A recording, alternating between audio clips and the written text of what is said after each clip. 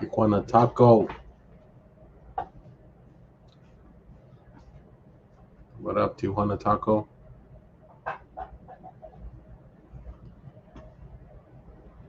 We got the Taco Man here. What up, Willie? Sorry I'm late, guys. Had to go get dinner. Regina. Everybody popping in to another one.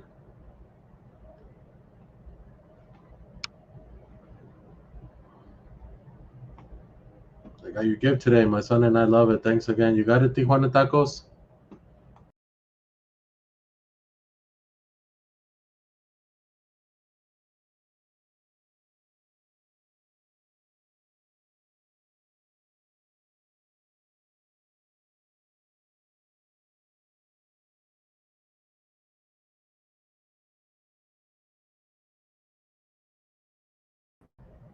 Good stuff, right?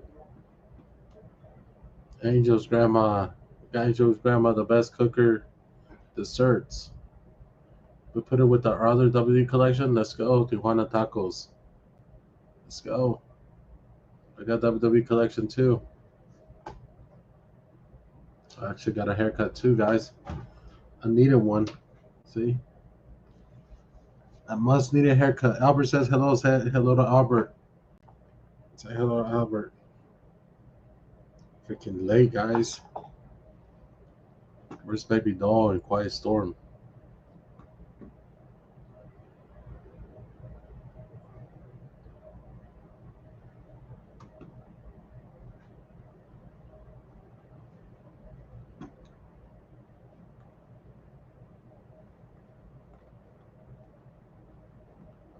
Sir. Right now, I'm ready for a shot and you don't drink? Look, she's ready for a shot and she doesn't even drink. Guys. You want a taco? He got the gift today. Chito, did the Dodgers win, guys? I just been busy. I just got off work until late and then I had to go get something to eat. Go Padres. Say Tijuana Tacos.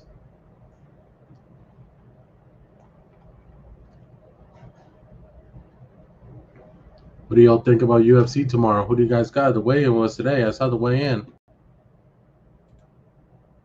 Ooh, the Dodgers. Damn. Freaking Tijuana Tacos. Just because I like tacos. Who do you guys got tomorrow for the UFC?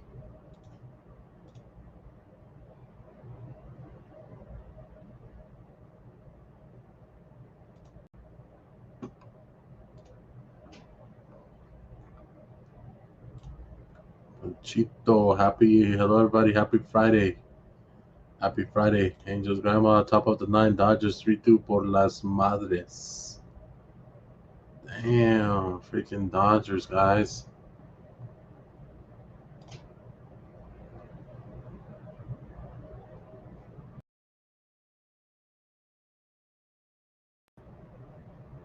I don't even know what I'm doing here, guys. I was watching the BKFC boxing. Oh, so what's up then? Who's winning that? Yeah, remember wants to know if you like bourbon? Yes, I do. Yes, I do. Hey, JC Chill. What's up, JC Chill?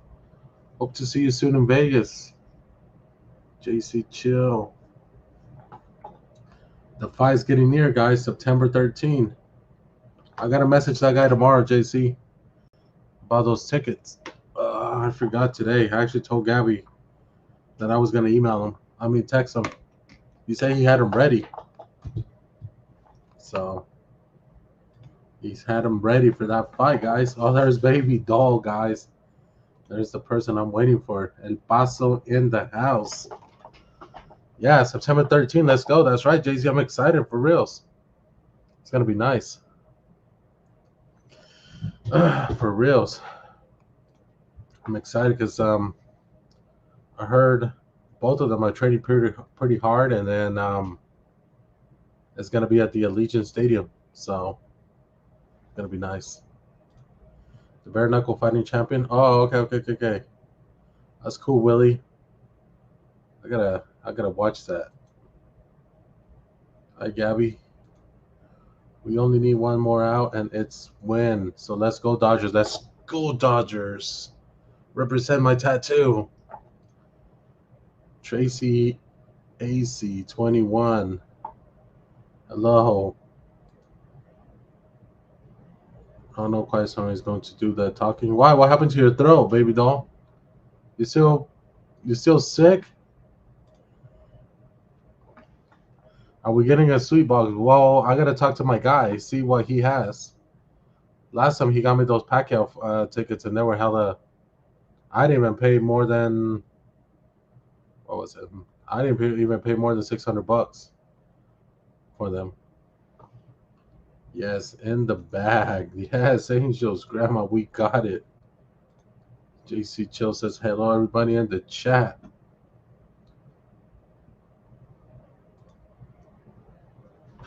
You guys are gonna be out there. Hopefully, JC join us. I'm sure I know she will, but it's gonna be a whole party out there, and it's Gabby's weekend too. It's her birthday, so there's gonna be a lot of concerts too. Regina, Padres win tomorrow for show. Says with Tijuana Tacos. No creo. Tijuana Tacos. Baby dog, can't believe her throw again. Damn.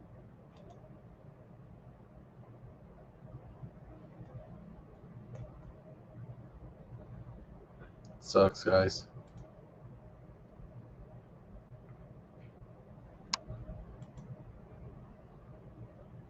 One-eyed Willie looking at everything out there. Got my water. Agua. Let's go. All right. Let me look for my first.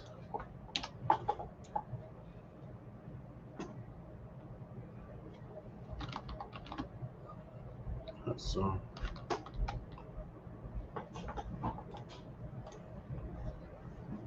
I'm getting things ready, guys. Downloading a couple things, and we should be starting. Just make sure you guys hit like the like button.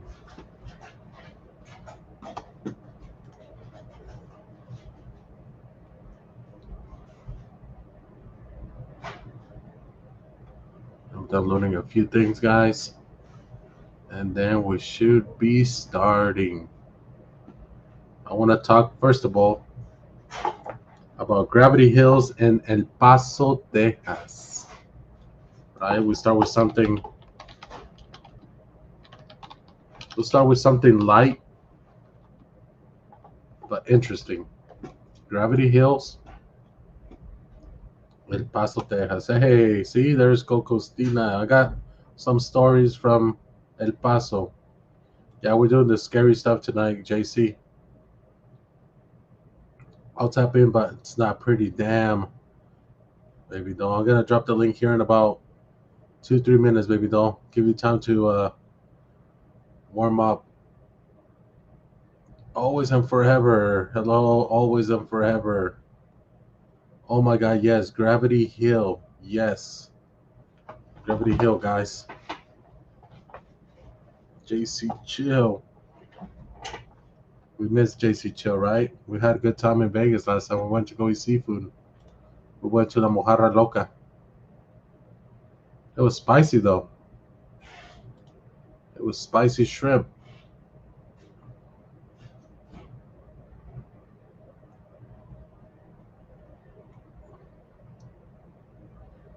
Okay, so where is my story about Gravity Hill, guys? Hold on.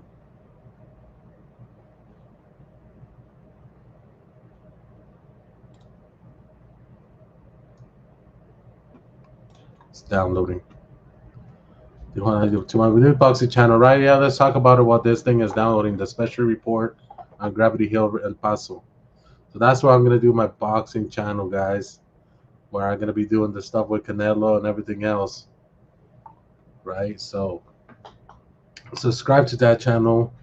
Go drop the link. Subscribe. Let's get a 50, and let's get ready for September 13th, right?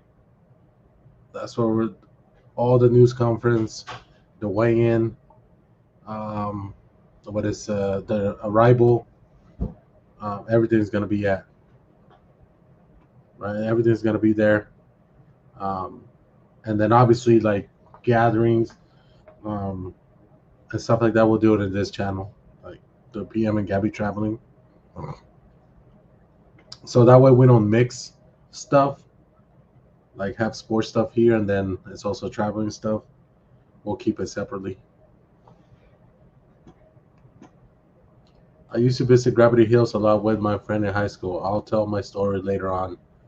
Let's go. She's gonna tell us her story. It better not be that scary, because I won't be able to sleep. Spicy is good. Yeah, it is good. Yes, there it is, guys. It's just no boxing, no live 24. So pretty much Canelo, no boxing, no live 24. That's the way you guys can look it up on YouTube. I haven't even checked where we're at on that. Hey, do we have it now? I think we...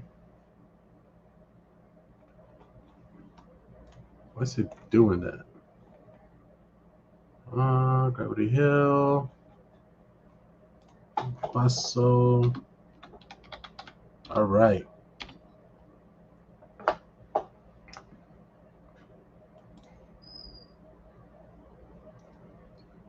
So I got a couple pictures of Gravity Hill. So here we go.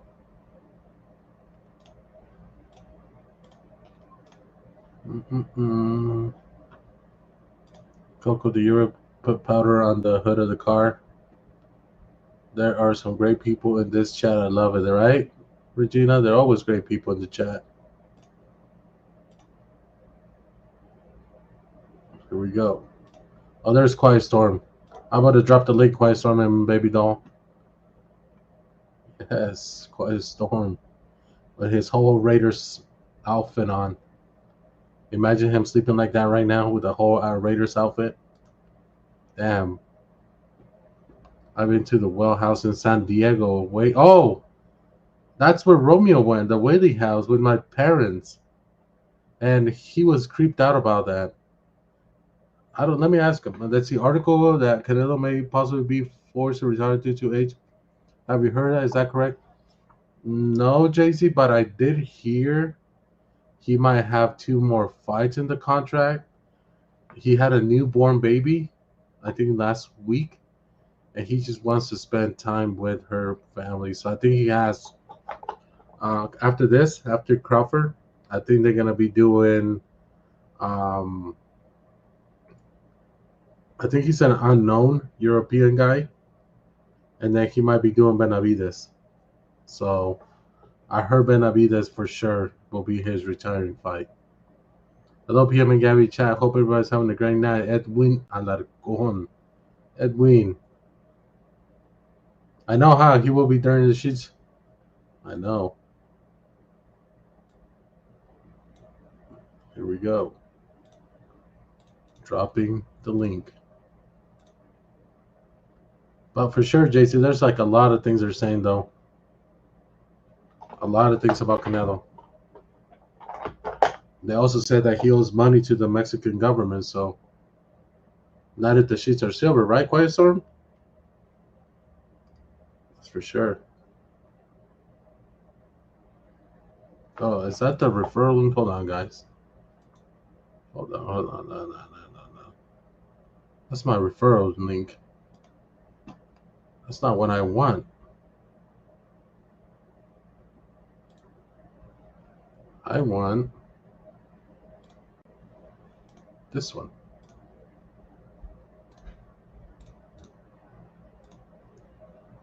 See my lovely Gabby. She's active on the chat tonight, saying hello to everybody. And we began. So, image, picture. What the hell's my pictures? Save image.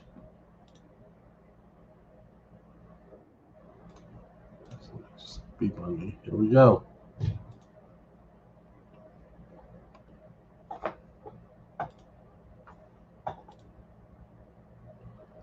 We got baby doll on the stream, guys. I can't stay long because I don't have a voice. Damn, baby doll, you do sound like you don't have a voice. You I scare told you me. it wasn't gonna be pretty. Damn. I thought you were better, though. I was, but at work I talk a lot, so then I lose it all over again. Damn, guys. Yeah, we can't force baby doll to be on the stream tonight, guys. She'll get a pass. Quiet Storm is gonna be he's gonna be the one telling me the story about Gravity Hill. I'm He's about to. gonna be he's gonna be your co-pilot tonight. Yep, baby doll, you better get some rest. That does not sound good, guys. Damn. All Can't right, believe it. peace out, everyone. All right, thank you. I know, JC Chill. Poor baby doll, for sure. Baby doll needs to sing the blues. I think she needs to rest. She needs tea or something. Yes, Gabby, I'm with baby doll. Get better soon. Drink a warm. Yeah, with honey and lemon. Yeah, for sure. I'm agree with Gabby, guys. All right, I'll show the first image while some gets here. Where is my image? Oh, there we go. Quiet Storm. Hey there, good evening. Good evening. Welcome to another one. Yeah, thank you. Thanks for having So, me in. tell us the story behind Gravity Hills. I googled it. I saw it. Do you know the story about Gravity Hills? I don't. That's what I was telling Baby Doll is I don't know because I'm a transplant here. We're originally from California. Okay. So yeah, in almost 20 years I'd never learned about it, heard about it. Okay. So from what I know, it's Gravity. The legend says um, this is a section of the street that is haunted by a ghost of a mother and her small children, tragically killed once upon a time, whose sole reason is for not crossing over, help motorists avoid the same fate. So what they're saying pretty much is um, this heel, it's gravity. So it's like somebody's pushing you or pretty much moving your vehicle. So the legend also goes that if you cover the back of your car with baby powder, when it stops moving, you jump out and check to find small ghostly handprints left behind.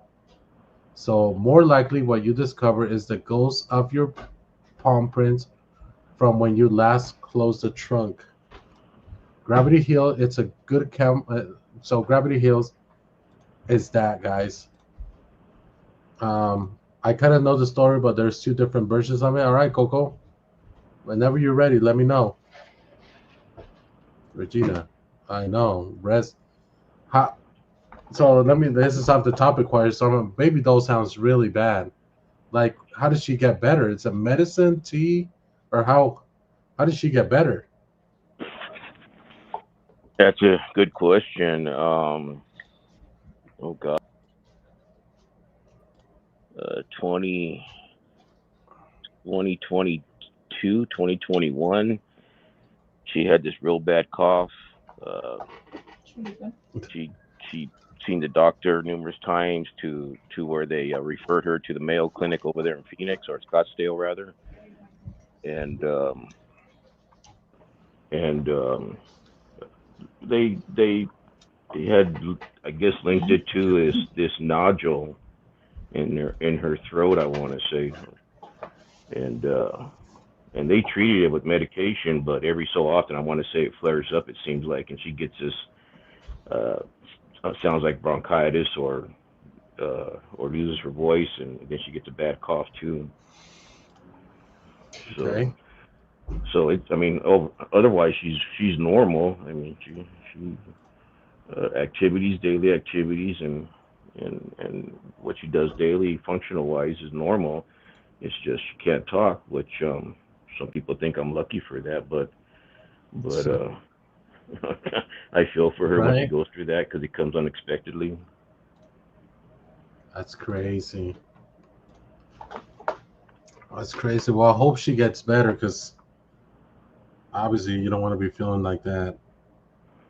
And I told her, yeah, I said, gargle with warm salt water, and then jokingly said, rub Vicks on your throat and your Right. feet.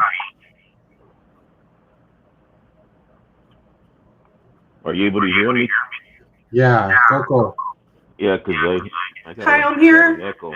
Yeah, we can hear the echo, but Okay, let me see what I can do about it. no, I don't think I think I think it's Coco. Is it?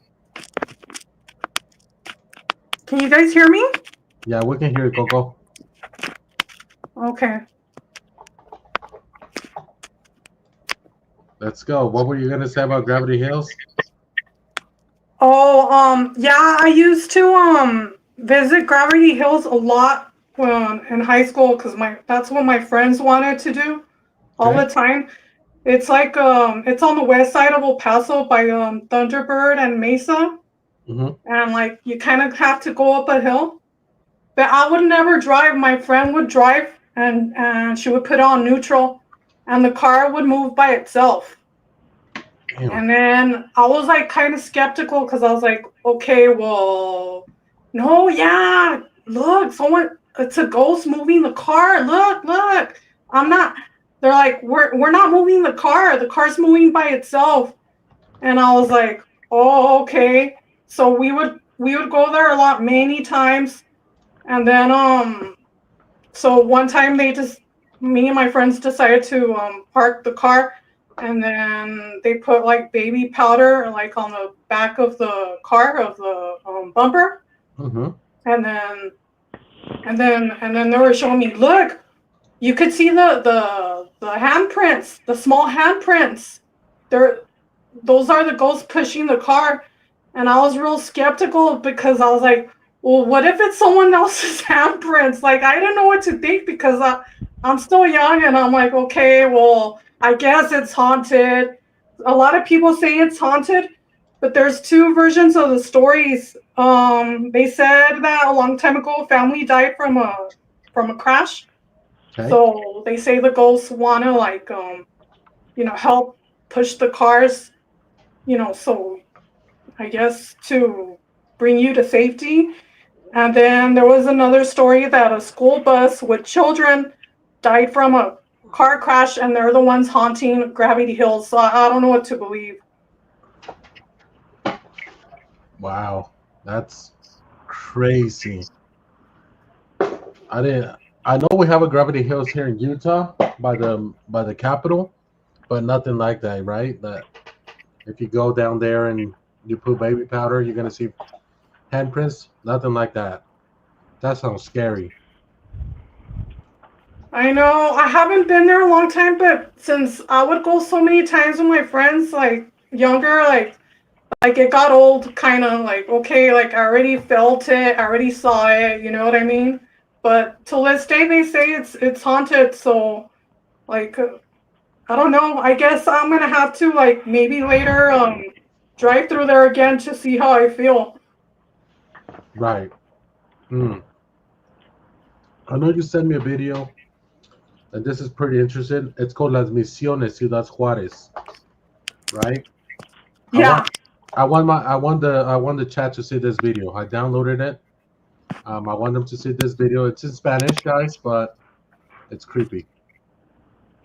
So Guardia de seguridad que trabajaba en la plaza Las Misiones en Ciudad Juárez quedó aterrado al escuchar los gritos de lo que parece una señora de edad mayor. So let me put this, and let me give you guys a background before this. This is a mall in Ciudad Juarez, close to El Paso.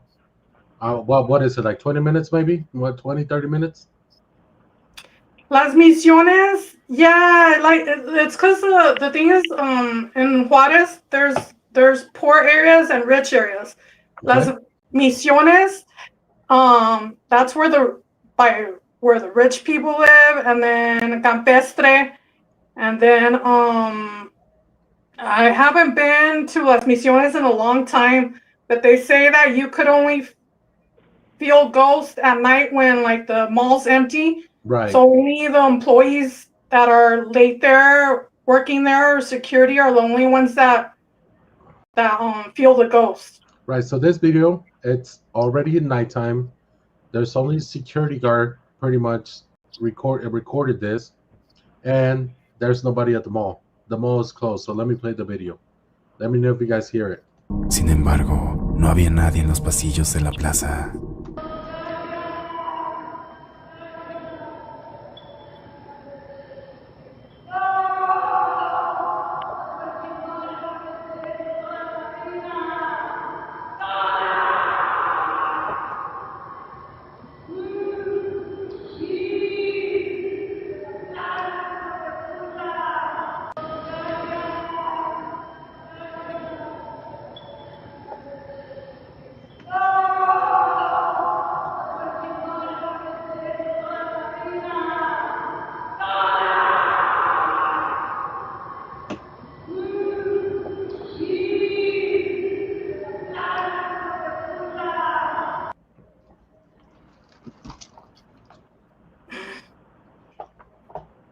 Yeah, that's pretty scary. That is pretty scary, guys, because it was already closed. And look at the history about this, Las Misiones. This is not the only video they have. They got several videos of people at night filming, right? And this is one of them, Las Misiones. It's a beautiful mall. I think I want to say I have been there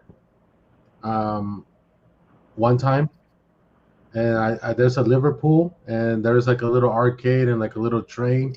If that's the one, I think I have been there once.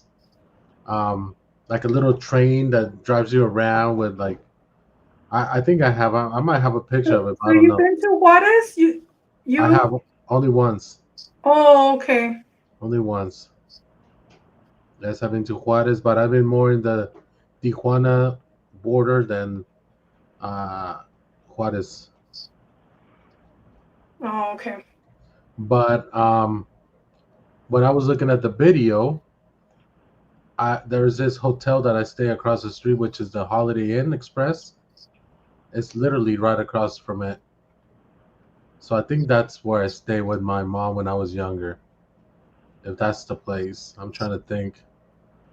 By looking at the videos of everything that goes on, you know. But if you guys hear that, you can hear that the lady's just screaming because it's already nighttime. Nobody's there. The only one right there is just the security guard, and that's it. That's it. So if you guys, let me put it on there. Un guardia de seguridad que trabajaba en la plaza Las Misiones en Ciudad Juárez quedó aterrado al escuchar los gritos de lo que parece una señora de edad mayor. Sin embargo, no había nadie en los pasillos de la plaza.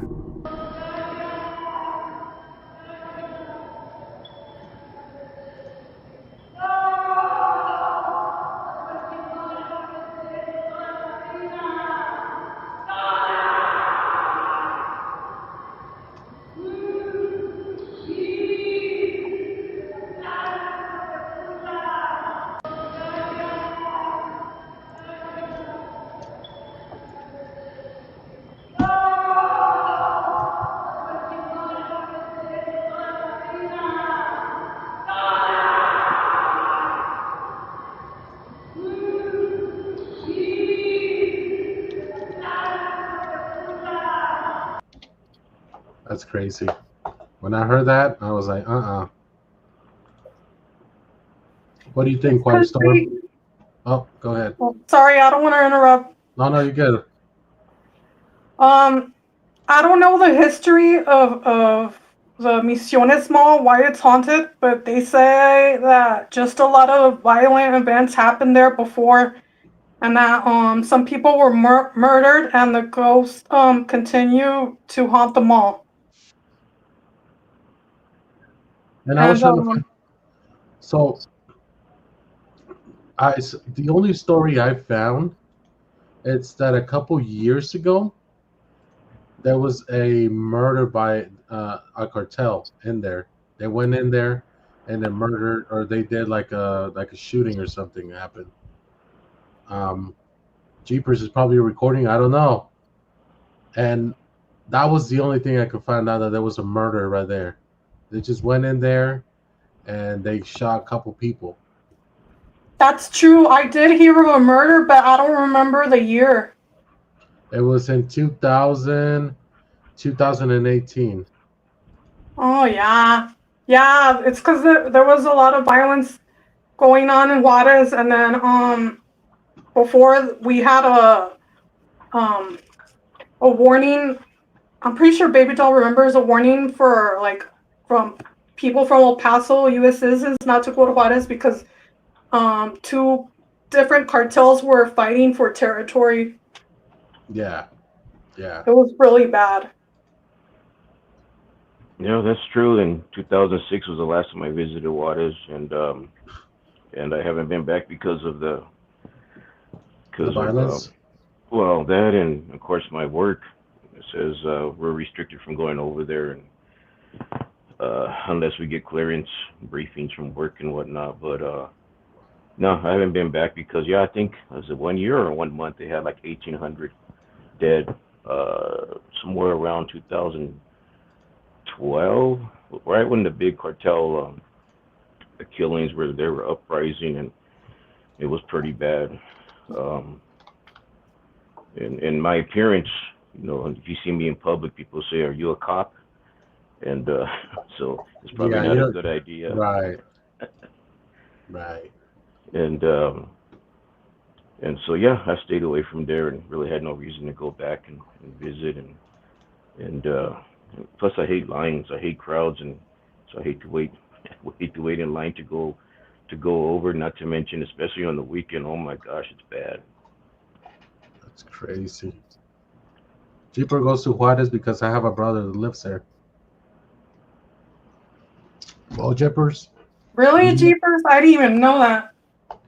he's one of the brave ones, because I wouldn't go to Juarez right now. I wouldn't even go to the border right now. Well, if I go to Juarez, it's only during the day because the medicine is cheap there. Yep. If I need to see a doctor or something, like one time I was really sick, and then I got a flu shot over there. I was good. Like I got better 100% like the next day. I didn't even Right. need to take any medicine or anything. Like it's just sometimes it is convenient to go there, but I would only go there during the day. Yeah, there's Usually. I go get my medicine at the Similares, or Guadalajara, was the Farmacia Guadalajara. I don't know if you guys go, if there's any ones, if you guys know what I'm talking about, the Hi, pharmacies in Lola. Mexico.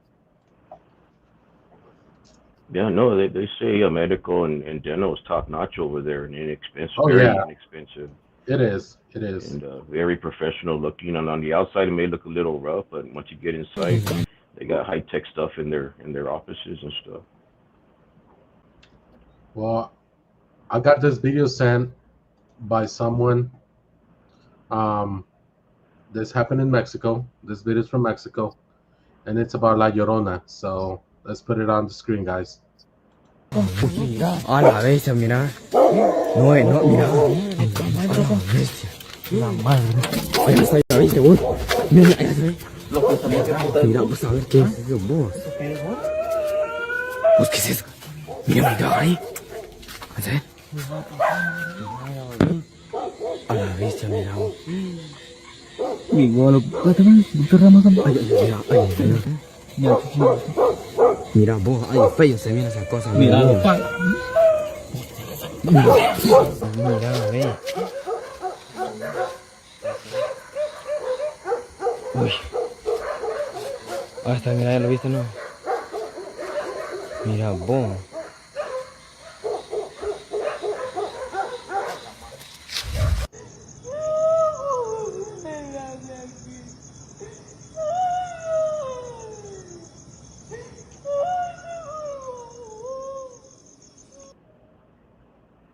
Damn.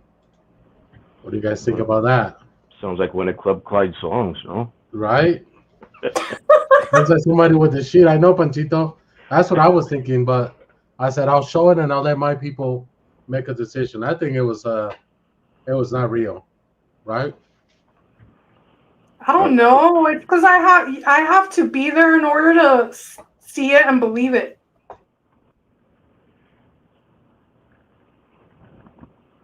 Yeah, it's hard to say. I mean, after a night out of drinking and stuff, you hear people like that, and it's that's a tough call.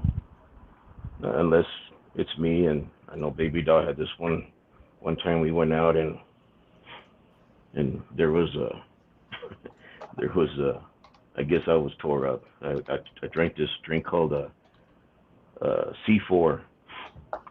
Oh yeah. The pre-workout, right? The Uh, C4 is it a C4 pre-workout? no, it was at a bar. Oh, okay. Because It's a I know drink, C4.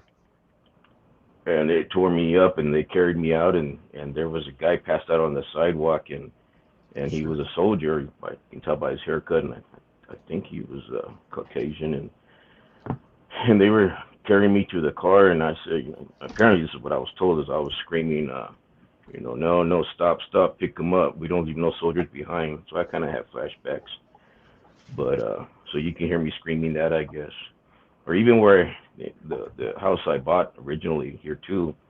It's on an acre lot. The houses are spread out, and yeah, you can drink and scream, and you would think, yeah, there's probably ghosts in the hill, but it's hard to say, who it is, what it is, and if they're doing it on purpose. Right.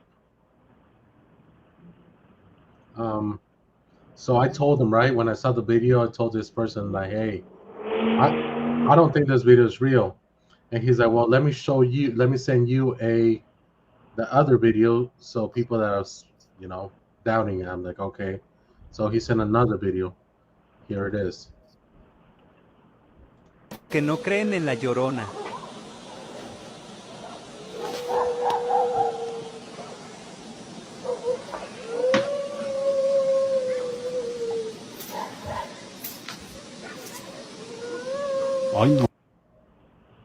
So that's what they said, right? That's how she sounds, like La Llorona.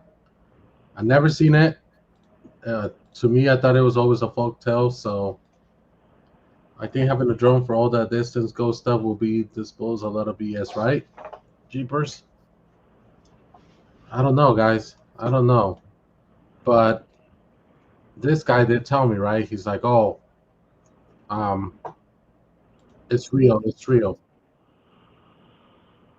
So I would have to experience the ghost, myself. yeah, for reals, because I never heard it, guys. But people in Mexico, they always say like, oh, it's like Llorona is real and all this stuff, and I'm like, come on, guys. I mean, Well, just like how they talk about how you say it? Chupacabras, yeah. Oh yeah, that exists, but like I have to see it to believe it. Right. What did Willie said? Está llorando porque se acabó el menudo. That's what Willie said. Damn, Gabby. See, that's why I don't like Gabby in my stream, guys. She's trying to blast me, guys. Anyways, this is what Joe Rogan said about La Llorona in New Mexico. So we got New Mexico in the house. that? A man recently managed to capture footage of La Llorona in New Mexico. So listen right, some dude named William Johnson stumbled upon a spine-chilling encounter upon his return home. While driving, he noticed a looming thunderstorm on the horizon. It was close to midnight, and with an hour still separating him from home, his car suddenly stopped working, leaving him stranded without power due to a torn drive belt and no cell reception. With the storm closing in, William made the decision to trek home and deal with his car troubles in mourning. But before telling you the rest, remember, I can only protect my followers who have commented their name and added the video to their favorites. As William walked through the dirty road, he heard faint whispers of a woman, though upon turning, not a single soul was in sight. Further into the woods, he heard the mournful cries of a woman. In a panic, he attempted to call for help but found himself still without any signal, prompting him to switch to recording mode on his phone. And right after he looked up, bam, he saw her, a figure in a white wedding dress, floating off the ground deep in the trees. So he quickly ran without looking back to a random person's house. In shock, he told them about what had occurred, but they assumed he was just drunk. Click the follow button to know what happens next. So this was like what Joe Rogan said, right? In New Mexico. So they're everywhere. They're just not in Mexico, but like every state has La Llorona, right? Yeah, even back in the 70s when I was growing up, I was 10 years old, riding my bike in my neighborhood in Fresno, and at night, close to midnight, me and my friends, we'd ride, and they talk about it. And I never, they talk about daring you to say 3 times the name, and well, I didn't mess with that, but I mean, we basically had no fear. We used to ride around in cemeteries and swim in canals next to the cemeteries, and I don't know, I guess affects everyone different. Right. So, but even to date back that far, and even beyond that, it could be the 1800s, 1700s. It's hard to say, and if it's real. Well, yeah. And see, Jeepers brought in a thing about La Mano Peluda. I don't know if you guys heard about this, but someone called in that radio station, La Mano Peluda, kind of like what I'm doing, and somebody calls me. And the guy that calls in, his name was Josue. And he tells the story to the guy that's listening to the radio host, which is, his name was, what's that guy's name? Jose Ramon Sainz. He was a Mexican radio host. And this guy calls him on the radio and tell him that he's possessed. And he wants out. He wants out from being possessed and all this. So this Mexican show is used to call Extra Normal. They meet in the middle of the lake, right? They meet in the middle of the lake because that's what he said they had to meet. And this guy just went on telling him the story, told him everything that was going on with him. 5 days later, this well-known radio host in Mexico died. The cameraman that was filming this whole incident had a heart attack 3 weeks later, and then the producer got in a car accident within 2 weeks. So this all happened. Yeah, this all happened with this guy, and I'm gonna show you guys the story. This guy's want to give you guys. His name is Josue. He's still alive. Josue's still alive. He went with the Mano Peluda, and it was a host. The guy that died was a radio host, and I have the video here. I'm downloading that right now, so you guys can know what. So you guys can see this story. This one shook Mexico in 2022 because people were following this story about just some random guy calling a radio station, and the radio host was interested in his story, and then all of a sudden all these little tragic things start happening. So let me show you guys what I meant. Let me see.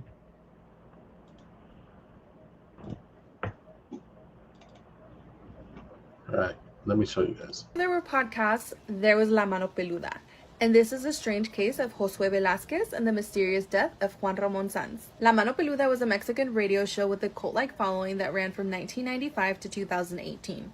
And the premise of the show was that listeners would call in and tell the radio host their paranormal or supernatural story times and experiences. At the time of our story, the host was Juan Ramón Sanz. In the year 2000, a caller from California listening via the internet called in. This was Josue Velázquez. Josue goes on to tell Juan Ramón that at the age of 14, he made a pact with the devil in exchange for money and power. Josue says that at that time, his family was in a serious economic crisis. Their new economic status was far from what the family was used to, and Josue began to look for ways to get out of the situation. He began looking at books on brujeria, but didn't find anything he thought would be useful to his situation. Eventually, he did come across an old Hebrew book that had a ritual on how to complete a pact with the demon that would provide materialistic things. He completed the ritual, but nothing happened immediately. He actually kept doing the ritual for a year and a half before he was so frustrated and desperate that he cut his vein open and yelled another demon's name out of anger. Josue says that the demon whose name he called out in the name of anger actually appeared in front of him as a tall, slender man with a dark complexion. Initially, this demon didn't give Josue anything. He only wanted to teach him how to do things. After several months of learning things, Josue still didn't have any money from this demon, and he began to doubt it. Josue actually told this demon that he wanted nothing to do with him because he wasn't helping him in any way. That same night, our friend Josue found another book with a different ritual that he thought could work for him. He started doing this ritual at 10 p.m. and by 2 a.m. when nothing had happened, he decided that he was going to go to sleep. Before he could get to bed, he started hearing things coming from his mom's room, so he headed in there. What he saw was crazy. Josue says that he saw his unconscious mother being attacked by a pig on 2 feet. And instead of being scared, Josue knew that this was the demon that he had just summoned and started thanking him for being there. At this point, Josue and the pig fly to a nearby cave where Josue stays for 21 days. While he's here, he's either given or taught how to make this ring called El Anillo de Rey Salomón, which gives him the power to summon any demon and get anything that he wants from them. But there is a catch. He has to sacrifice a family member. Josue didn't even give it a second thought. He knew he was going to do it. He just had to decide which family member it was going to be. He knew that he loved his mother too much and that his siblings were the reason why he was doing all this. So he decided on his grandma. After all, she was older, she had lived a full life, she was the perfect choice. Josue followed the demon's instructions and went through with it.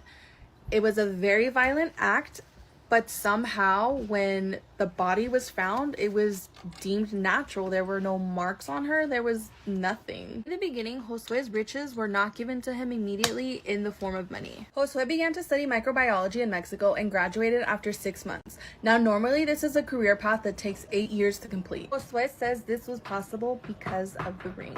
This new degree allowed Josue to start a very financially successful business in the United States. Unfortunately for him, his success also came with a catch. Any money that he made had to be spent the same day, otherwise it would disappear. And ironically, he couldn't share his wealth, otherwise the demons would retaliate against him. It's at this point in the call that Josue tells Juan Ramón that he is terrified of dying, but he doesn't enjoy life and has never been able to do anything enjoyable with the money that he's been given, and he doesn't want it anymore. The phone conversation lasted about 90 minutes, and during the whole time that Josue was on the phone, despite claiming that he was alone, you could hear voices and other unworldly sounds in the background. The host Juan Ramón even reached out to a pastor during a commercial break to try to help Josue, but unfortunately nothing could be done for him. This went on way longer than I thought, so I'm so sorry. The next part will talk about the death of Juan Ramón Sanz. A man recently managed to capture. So that tells you a little bit of background, you know, about Josue. What happened with Josue? I never heard of that story, but this is not the first time where I hear a lot of people who are like famous or wealthy make a deal with the devil just so they can be rich and famous and have power. Right. Right. I agree, because there's a lot of artists that, you know, they get famous quick and then you find out that they did something or something's going on with them. You know, it's like Did they sell their soul to the devil or whatever pact they did? We don't know. It's like that case, right? Peso Pluma. It was popular 2-3 years ago, and then what happened? It's involved in a lot of drama and chaos right now. What happened with Peso Pluma? You don't hear him anymore. It's just, 15-minute fame, and then they're gone. So Peso Pluma used to sing for the Narcos before. yeah, he did. For the ones in Guadalajara, because that's where he's from. So I'm looking for a video right here of Josue where he called a radio host, and you guys can hear the actual background. It's in Spanish, but if you guys hear like the background stuff, it's scary. And he said he was alone. He said he was alone. There was nobody in the house, but he called in the radio host, and this is the actual conversation they had, because if you look for it right now, it's gone. It's not. I had a hard time finding it. I had to go to the to a different kind of web, but I found it, and I'll share it with you guys. Right here. Never sell your soul. I know, right? I call my sister La Llorona because she was always crying. Says Willie. That's a form founded by the Sinaloa cartel. Says Jeeper. Lala, Spanish and Mexican ghosts are the scariest. I know, Lala. I know. But this one is not. This is one of the audios that I found on TikTok, but I'll show you guys the other one that I had to go to another website to find it, but here you go. Estados Unidos y tengo 20 años. ¿Tiene mucho dinero? No puedo tener yo mucho. Miren, en un día, por ejemplo, que gane unos $15,000. $15,000. Me los tengo que gastar ese mismo día porque si no al otro día no tengo nada. Y tengo que hacer unas cosas malas, pues, para poder volver a decir, okay. Entonces, lo que gane un día, tengo que repartirlo ese mismo día. ¿En qué se puede gastar $15,000 en un día? ¿Perdón? ¿En qué se gasta $15,000? Son 150,000 pesos. 150,000. Muchas veces.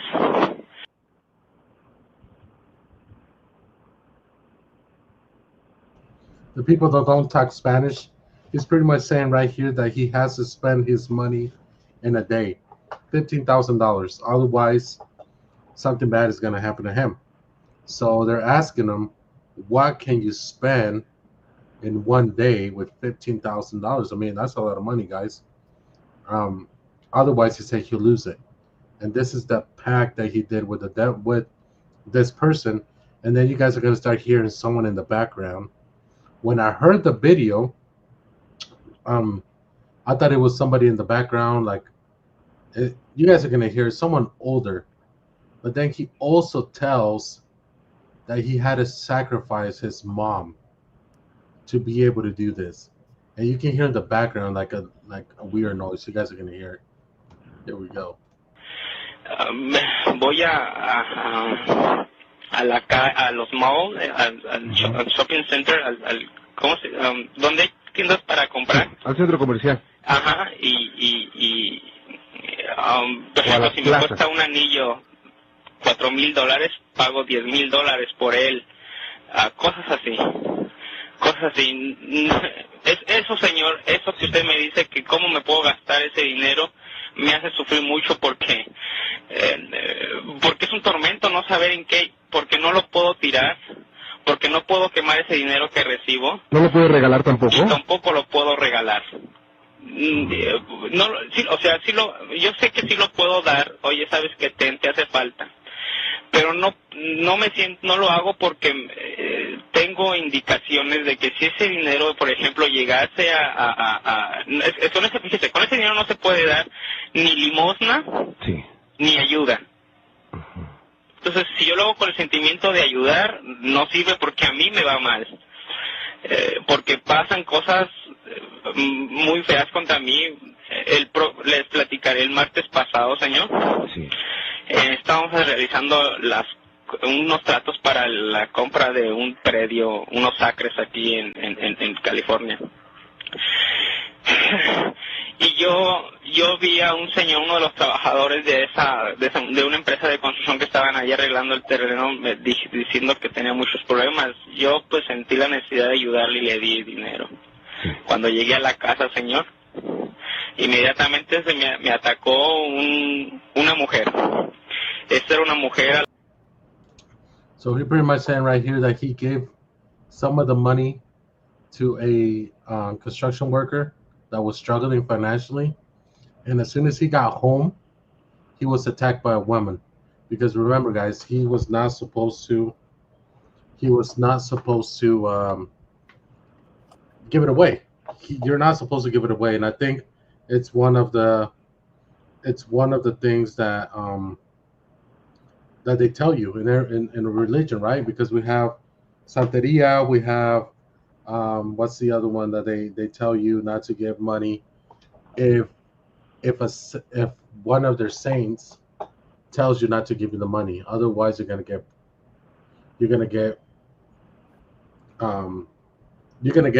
pretty much attacked, right? Every religion is different, but his religion was like, don't give out any money or you're gonna get attacked. And this is where you start hearing the noises on the background, and that's where you can hear he start getting worried because something is behind him. La que es la primera vez que veo y que desde ese momento está aquí conmigo. Ahorita está aquí a mis espaldas. Está con usted, ¿cómo es? Esta es una mujer blanca, muy delgada, cabello negro como a la mitad de la espalda y no tiene pies. Flota. No sé si... So he's describing the girl, right? She's this girl with black hair. She looks whitish, but she doesn't have any legs. And the guy asked her, does she float? And he says, yes, she floats. So this is where it gets pretty interesting after this. No sé si flote porque la única vez que vi que no tenía pies, brincó así para el techo. Sorry, I just got a thing from Baby Doll. Yes, and we're going to talk about the Santa Muerte, Baby Doll. I got a couple videos about that. Here we go. Y vi que el vestido se elevó, ¿no? Y no le vi pies, pues. Josue, esa mujer está ahorita como vigilando. Aquí está atrás de mí. No quiero voltear atrás porque, fíjese, tiene una boca muy, muy grande y una lengua también bastante grande. Bien, Josue, le voy a pedir un favor. Sí. Es muy interesante y muy impactante lo que nos está platicando. Tengo que hacer una pausa comercial. ¿Me espera un poquito? Señor, por supuesto. Sí, permítame un segundo, por favor. ¿Qué le parece? Ante no cree. Es un joven que ha vivido y está viviendo situaciones sobrenaturales, pero con el diablo. Tengo una pausa, pero tengo también mucho más para usted. ¿Quiere escucharlo? No le cambie. Vámonos a El Monte, California. Una historia realmente impactante, Josué. Gracias por seguir con nosotros. Y antes que continúe, quiero hacerle patente una situación. En La Mano Peluda tenemos una línea muy marcada de respeto. Le agradezco muchísimo que confíe a nosotros algo tan suyo. Y le seguimos escuchando con atención, señor. Sí, señor, muchísimas gracias. ¿Cuándo se va a ir? ¿Cuándo se va esa mujer? No sé, mire, cuando yo llegué, yo abrí mi puerta, ¿no? Yo abrí la puerta de la casa porque vivo solo. Vivo solo en la casa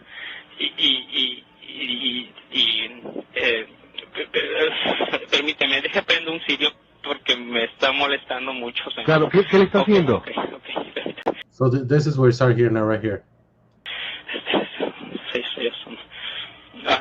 Bueno, me ataca así de frente, me ahorca, me trata de ahorcar y me dice que qué te está pasando, ¿por qué no entiendes? Me dice, ¿por qué no entiendes?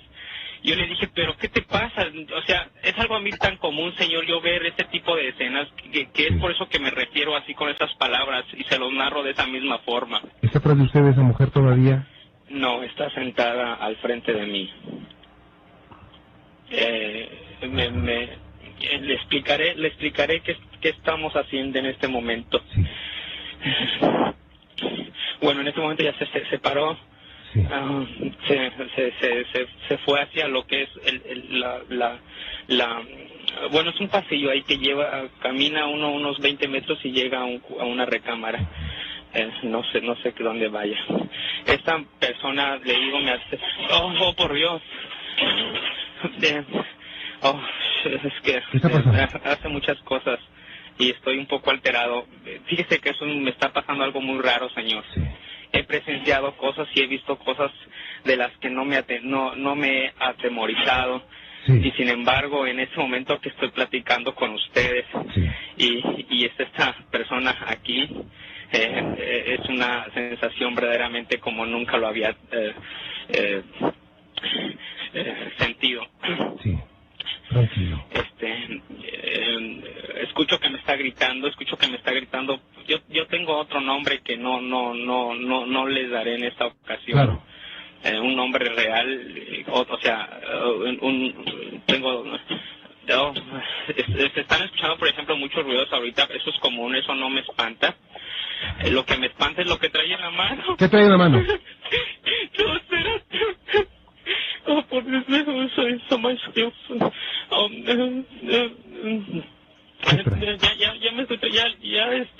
Me tranquilicé. Tengo en mi poder este anillo que me dieron, con lo que puedo dominar muchas cosas.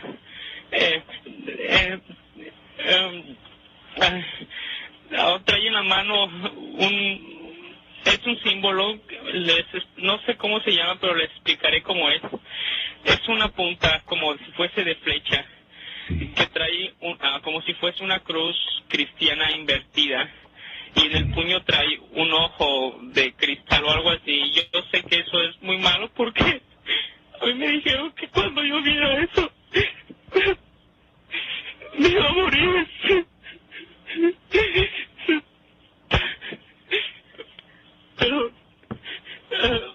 Pero yo me puedo controlar, no me va a pasar nada. Por supuesto que se puede controlar usted. Contrólese. No va a pasar nada.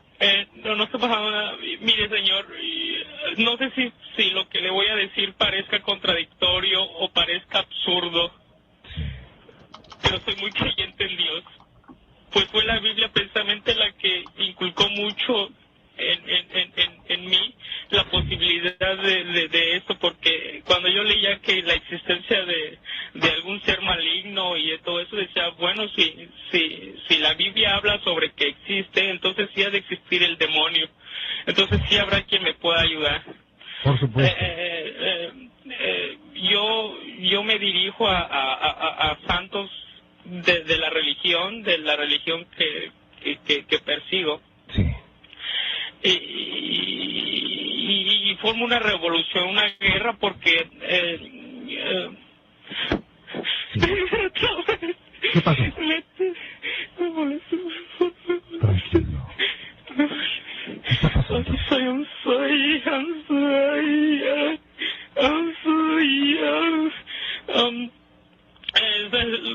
Perdón, son palabras que tengo que pronunciar para que no se me acerque. Ya se está yendo. So what do you guys think about that, Coco and Quiet Storm? This guy died. The guy that's asking the question, Jose Ramon, he died because of, they said, because of a stomach issue, ulcer. And Josue, he's still alive.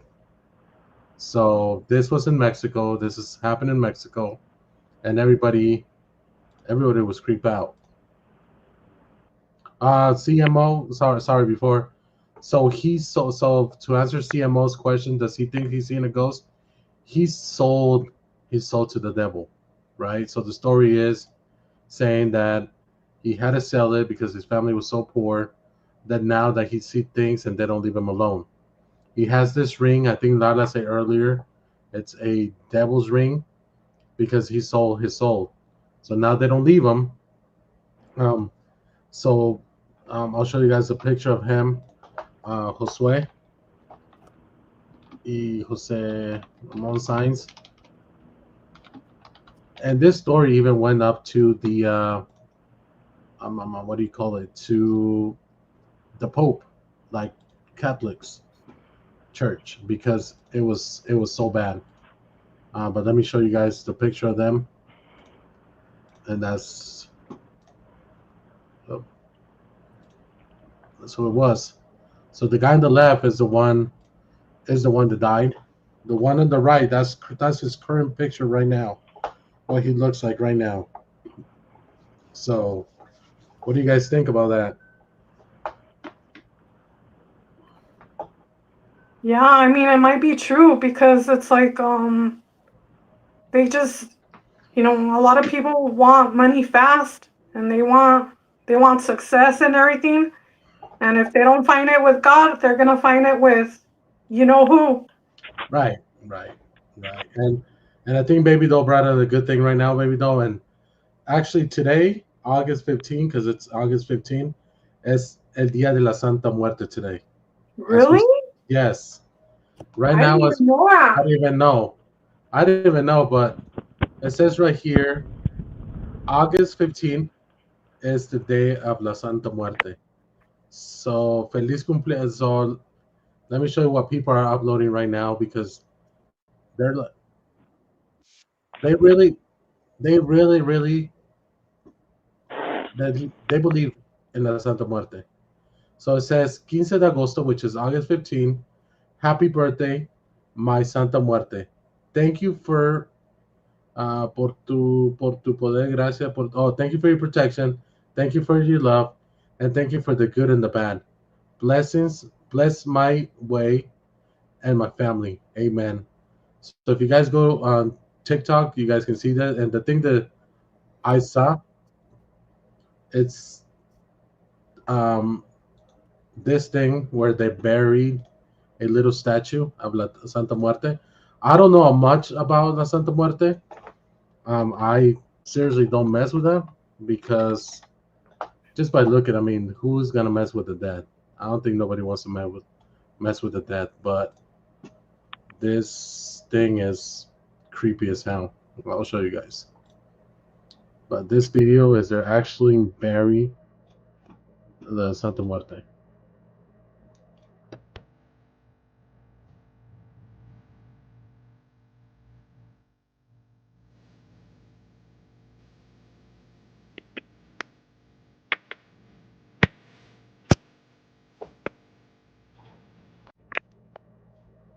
So see, that's the Santa Muerte statue. I work at a mortuary and loved it. It's like a hobby. So yeah, today's the day of the Santa Muerte, guys, and it's something different, right? Because obviously, why would you want to be playing with the Santa Muerte? But yeah, Lala, it's an actual statue of the dead. People in Mexico and everywhere they celebrate it. I seen it dressed. I seen them dressed as a bride. I also see them dressed as a baby. That was a creepy, yeah. So I also seen it dressed like a nurse, like a doctor.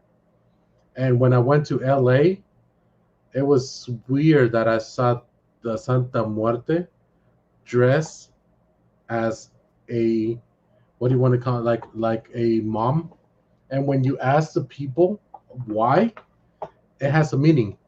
So if it's a bride, the person asking that they want to get married soon. If it's a doctor, that means there's something going on in the family. If it's a baby, like a little baby or something like that, it's like they lost a baby or they want to have a baby. So it has like different themes. And then you go inside Mexico City, Tepito, and they have the big statue of La Santa Muerte, and they have different themes. It's crazy, guys. The Santa Muerte is one of the religions that's pretty big in Mexico, and you guys can see them wearing the symbol, the pendants, the whole thing right here. And I'm like, I don't know. Maybe you guys know more about it, Coco and Quiet Storm, than I do, but you guys can tell me more about it.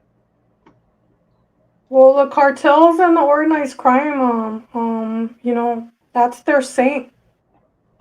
Yeah, just like Malverde, right? Jesus Malverde. Jesus Malverde Yeah. is another saying for the narcos. Like, it is evil, right? Maybe though. Yeah, I just don't mean, and everybody's religion is different, guys. If you guys believe that, by all means, like I said, go for it. But for me, it's just creepy having something like that, especially that I have a little boy. I don't want him to be seeing it and be like, what is that? You know what's going on? It's just something, my opinion, right? Um, but for me, um, I seen, because I've been to Sinaloa. I've been to all over Sinaloa, especially Badiraguato, all the way to La Tuna. They have Malverde, right? So Jesus Malverde is a actual. He was a narco back in the 60s, 70s. And I think Coco brought in a thing about an actor that they wouldn't let him play Malverde because he Yeah, was Fernando gay. Colunga, because he's gay. Yeah, like Gabby said, she's dressed in different colors, meaning something different. She's right. It's just different colors, different dress. And yeah, Colunga, they wouldn't allow him to play Malverde. And I have a picture because it's funny that I was actually looking Malverde. They already had him all set up like Colunga, like the pictures and everything of the actual telenovela was already out. He was already ready to go, and all of a sudden they change it for him. Why? Because they said that he was gay or something like that, which there's nothing wrong with that, but the narcos don't see it that way. They want No, Malverde it's to what be happened was that the production of La Novela, they were getting a lot of threats from the cartel that they were gonna shoot up everyone if they had Fernando Colunga as the actor for Malverde. And I heard that Fernando got scared that he left as soon as they got the threats, he left the set and didn't go back. right. So that was the actual. If you guys see on the screen, that was the actual um, picture that was going to be for the novela, and that he was ready. I think they were almost done filming the novela, and then all of a sudden he had to drop character, but that was him right there, and he does look like Malverde. Because after that, I think they went with Pedro Fernandez, and I'm like, dude, he does not look like Malverde, but whatever, right? But yeah, there's a lot of saints in Mexico, right? You have La Santa Muerte. You also have Malverde. Then you have, if someone's sick, you have to ask for El Niño de Antorcha. Then you have La Virgen, San Judas. You have all these saints that you guys can go ask, and people believe it. And I've seen it that people actually, they get, they get blessed, they get miracles, they get from them. Because sometimes they said, "Oh, my dad is sick" or something. They ask this what do you want to say, this saint, and all of a sudden 3 days later the dad's walking like anything. So it could be La Santa Muerte. But they remember, guys, La Santa Muerte, if you ask something, they're gonna ask something in return. And it could be a lot of things. We don't know. Right? Dame un malverde con camarón y pepino, dice Jeepers. Right? So yeah, if you guys, Coco and Quiet Storm, if you guys have something, jump right in. I'm looking for more videos because I got sent a lot of videos. No, I wish I could. I never, that don't work. I never heard of it over here. Baby doll's never told me the story. She doesn't read to me at night or tell me, Damn, baby doll. or Let's anything. not pick on her right now. She sounds bad, really bad. She just Yeah, go ahead. wants to go to Speaking Rock. I know. So maybe this is a video for you, Quiet Storm, but this was in Mexico. It happened last night. They captured something in the skies. It's making news right now. It was this morning when I woke up. It was on Daily Mail. It was on CNN. It was on Fox, MSNBC. So let me guys show you this video. It happened last night at Mexico City. Let me show you guys. Where is it? Right here. Here we go. Ya lo estoy grabando. Mira. Se ve oscuro ahorita y está oscuro. No está grabando. So that was last night, guys, in Mexico City. I seen those kind of yeah, it's making headlines right now, and the thing is, it has lightning. Mira. Se ve oscuro ahorita y está oscuro. No está grabando. I seen those kind of triangle planes, military wise, right? It looked like those Batman, like the Batman plane. But I don't know. This is triangular. I know in Phoenix we had the 19. I don't know when the lights of Phoenix happened. It was sometimes in the 90s. Weather balloon could be. We got Jeepers. Can you hear me? Yeah, I can hear you, Jeeper. Hey, what's up? What's up, man? Hey, Jeepers. Hey, I was gonna. I don't know if you shown it, but it's like a creepy house in Tijuana. It kind of looks like a mansion, but it's like I think it's near like a highway near the beach. What is it called? You know? I can have find it. no idea. Just put Satanic House Tijuana. It should pop up on TikTok. All right, TikTok. And what's the story behind it? Do you know? I have no idea, dude, but it's pretty creepy. It's kind of like a tourist attraction. By Tijuana? Yeah, in Tijuana. Oh, yeah, I see. Casa del Diablo. That's what they call it. It's right here. Let me download it real quick so they can see it. Downloading the video right now so we can see it, guys. But yeah, it looks crazy. No, but you're right. The other picture you were showing with the flash, to me, it seems like it could be a drone. One of those drones you can, or those devices you can print out from the those 3D printers and yeah, right. Put it up. I mean, it's hard to say on that one too. I know. I agree. That would be my first thought because I mean, yeah, right from the picture, it looked like one of our B-2 bombers we fly out there at Edwards. One of them flew on top of Putin today. I don't know if you guys saw. You guys see that? That was hella cool. I like that. Yeah. It flew right on top of his head, and he looked up, and he looked like, God damn, I don't want to mess with this plane, because I wouldn't either. And it was the plane. It was the actual. What is that called?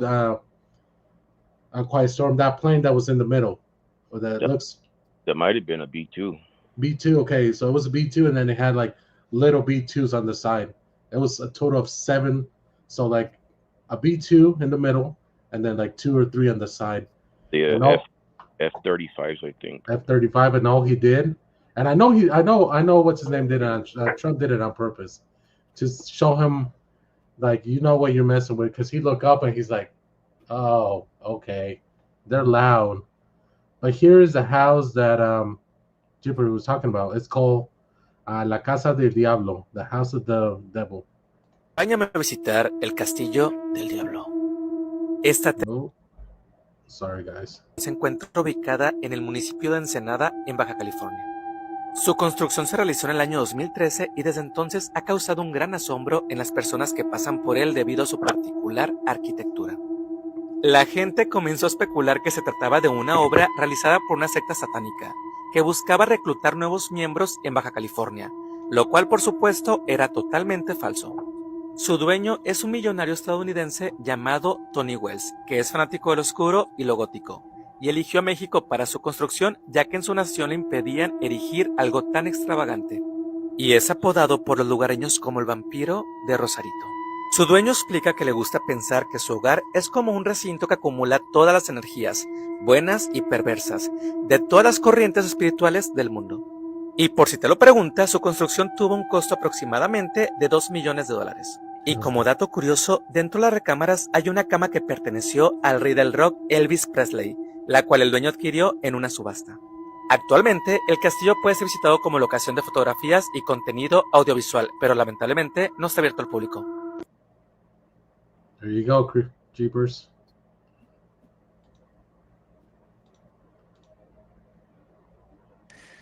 Like it feels like it's gonna fall out. Right. But yeah, it's like I guess a tourist attraction. Like just go. It I is. don't know if you could stay there. Yep, $2 million to build that thing. I don't know if I'll spend $2 million. So I'm pretty sure the people, famous or wealthy people, went there to do their rituals. Well, Yeah. Lala There's had another one. I don't know if you heard of the Winchester House in Northern California by San Jose. Yes. That's a good one. Winchester House. Yeah, I've been there, dude. It's a creepy house, but I mean, there was a whole line and there was kids in line and everything. They got a gift shop, but they have like night tours with flashlights. But yeah, it's pretty creepy, dude. Did you walk it? Yeah, I did. It's creepy because I think like the Winchester, it was from like the gun maker Winchester. Yep. This guy married, he got married and he died, and the wife kept the inheritance, but she doesn't know anything about guns, but she had like some sort of like mental illness, and she wanted to build a house with that money, but she doesn't know anything about architecture, so the house is like creepy. It has like doors that go nowhere, hidden rooms, like tiny stairs. It has a lot of like trap doors and like I don't know. It just looks creepy, bro. But yeah, I got the video right here. I'm gonna show it right now. Let's go. Haunted places in California is the Winchester House. The Winchester House, located in San Jose, California, is a captivating and is a testament to the eccentricities of its owner, Sarah Winchester. Built in the late 19th and early 20th centuries, the house is renowned for its bewildering architecture, featuring staircases leading to nowhere, doors opening into walls, and a sprawling layout with around 160 rooms. Sarah Winchester, widow of the heir of the Winchester Repeating Arms Company, embarked on this continuous construction project, driven by a belief in spiritualism and the need to appease the spirits of those killed by Winchester rifles. The mansion's intricate design and labyrinth layout were thought to confuse the restless spirits. The house is also filled with symbolism, such as the pervasive use of the number 13, which holds significance in spiritualistic practices. The mansion's reputation as one of the most haunted houses in the United States stems from the reported paranormal activity witnessed by visitors and staff. Unexplained footsteps, whispers, and apparitions have been cited by those who have explored the mansion. These ghostly occurrences are intertwined with the tales of Sarah Winchester's supposed interactions with mediums and her deep commitment to her spiritual beliefs. Today, the Winchester House stands as a captivating historical and tourist attraction. Guided tours delve into its peculiar architecture, the stories of Sarah Winchester's life, and the lingering ghostly legends. Yep. There you go. That is a creepy house. I gotta admit it. That's a creepy house. Oh no, Abdona, like the conspiracy. He said he had one. Abdona had a conspiracy, just like Lala said that what is that, Prince and Cat Williams. oh yeah, They there was like a haunted asylum in New York City, like in between Manhattan and Queens. There's a little island called Roosevelt Island. Yeah. You know what I'm talking about? Yeah. Yep. But like they tore it down. Now they have like apartment complexes and stuff. But that little island's supposed to be haunted. You're right. Asylum. It's, what is it called? Just I guess look up Roosevelt Island, mental asylum or asylum and shit like that. So you said you've been to what is it, Sac Vegas, the haunted museum in Vegas, right? Jeepers. Yeah. I've been there too. How much is it, and did you like it? For me it was like $60. Yeah, and then I did like it, dude. They have like I guess real stuff, but they also have like stuff from serial killers, like actual things they owned, which is creepy, Oh, because it's that's real. creepy. Yeah. Yeah. They also have like paintings and like cars that serial killers owned, and like of course all the dolls. They have dolls and stuff, and like the spirit box. He just collects stuff from all over the world that's like supposed to be really creepy. But they also have like displays, and he has like a miniature circus that's really creepy, dude. I think that like creep me out the most. Oh, for reals? I didn't know about the circus. Yeah, but it's like miniature. It's like a little city, but it's like in a glass display. Yeah, no. But it just looks really creepy. It looks like you could tell they made it like in the 20s or something.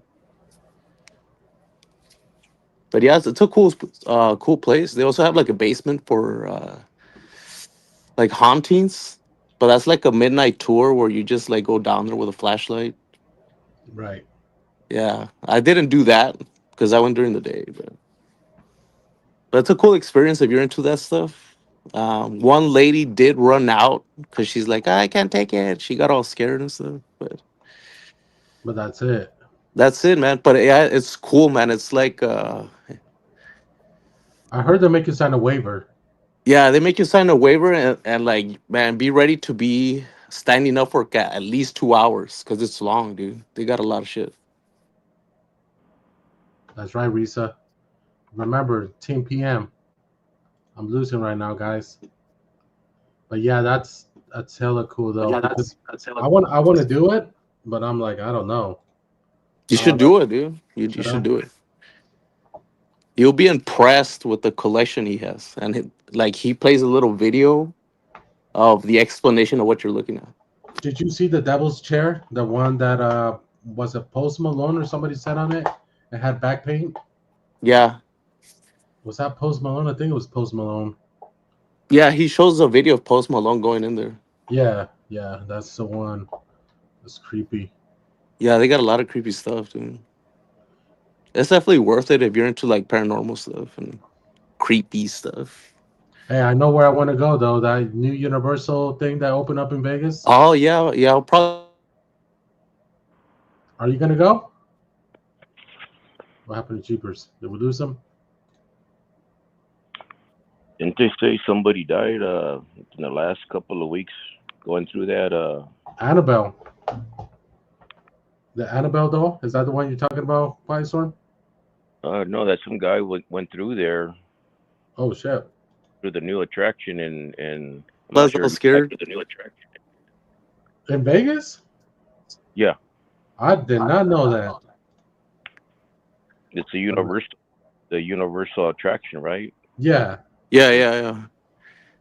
F donut. Yeah, it just opened this week, actually. And I guess the guy had a heart attack, or not sure exact the details were, but yeah, I heard something. It could have been a rumor, but something that popped up about somebody died. I did not know that. Are you gonna go, Jeepers? Yeah, I'll probably go this week or maybe tomorrow. We'll see. I was gonna go during the week this week, but I forgot. Why don't you live stream it, Jeepers? I don't know if they'll let me live stream, but if they let me, I'll do it. I saw Norma. She was streaming it. Norma and Lydia. I think Lydia was there too. But were they live streaming or they just did a video about it? Video, but you should ask because I want to go. I won't. I told Gabby if my work and everything works out great, I might be down there like this next week. Yeah. And I want to go because they have. Let's see, they got The Exorcist, The Monsters, and then they got 2 more themes in there. Yeah, they got zombies and clowns. They got like a piece of a 747 in a building, dude. It looks pretty Oh, cool. damn. That's crazy. So, um, I want to do something like that. You should find out. See, yeah, the Monsters, Lala. That's one of my favorite shows, even though it's one of the old ones. It's one of my favorite ones. The old school, the little Eddie Monster. That's hella Texas cool. Chainsaw. Oh, Oh you know what? yeah, I've been to the Texas. You're Texas right. Chainsaw house. Have To the you? one in Texas. It's like northwest of Boston, Okay. like the Texas Chainsaw house. But it's just like the house they use for the movie, you know. Oh, okay. But it's still cool, you know. It's still cool going. So Lala, will you come in and tell us about the whole Cat Williams thing? Yeah, Lala. I talked to you. I can drop the link, Lala. Yeah, Monster was a great show. Theme song now is my head to my head. I know. Yeah, Lana was saying something about Cat Williams and Prince being the same person, something like that. What? No, hombre. I don't know. It's a conspiracy, right? They're saying that Cat Williams. You want to hear another conspiracy? They were saying that Brad Pitt was playing Benicio del Toro. They like put a wig on him and makeup on him to make him look Hispanic. Brad Pitt was? Yeah, Brad Pitt. That he's playing Benicio del Toro. Like he's like pretending to be another actor. That's funny. I'm looking at the picture right now, and I don't know if this is AI. Is this AI? I don't even know what that anymore. But look, I'll show you guys. Chrome. Okay.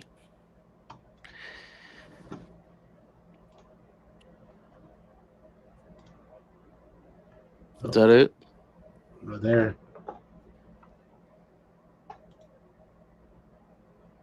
Why does it keep doing that? Guy kicks. Yeah, that's Brad Pitt on the left, and Benicio del Toro on the right. There you go.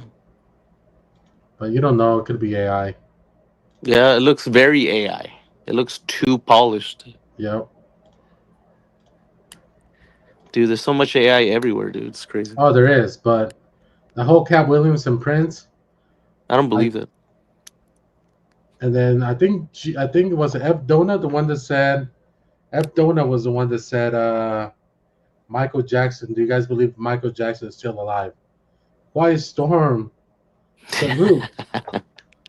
He's hanging out with Tupac and Elvis, bro. I know he's in Cuba. Tupac is in Cuba. Thank you. Yeah, Quiet there was a Storm. video like a few years ago where I guess it was like some guy that looks like Tupac. He was singing. Oh yeah, I remember that.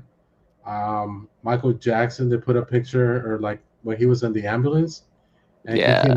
he came out walking from the ambulance. Puro rollo. Right. He's at Fremont dancing every night, bro. He's that guy, right? Yeah. What do you think, Coco? What other stories do you have, Coco? Oh, do you want to talk about Loretto Academy? Because even since high school, so many people have told me it's haunted. Isn't that a Catholic school? Yes. Yeah. Look, F Donut, this thing is saying, I think MJ's alive. He think he's dead. They never opened his coffin, not even to his own family. Crazy. So here's the thing, right? Donut, I truly think something went on with Michael Jackson's death, right? He was involved in a lot of things that his record company was putting on him. And I can tell you guys this because I know a guy that told me if you don't work with the big corporation, the big corporation is going to eat you. So MJ was with Sony. Which was his that was his corporation, Sony. So he came out and said Tony Motola is the devil. And Tony Motola was the president of Sony.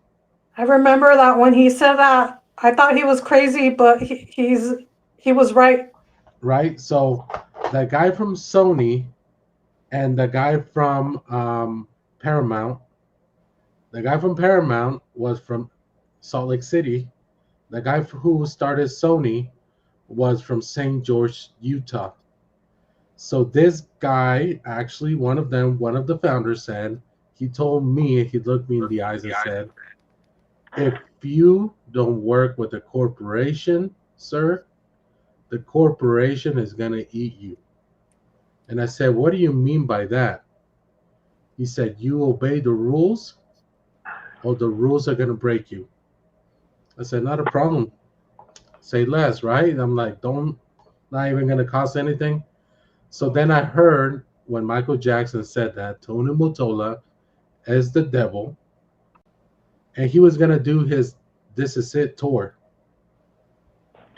The actual, they said that his actual tour, he wanted to be This Is the Last MJ.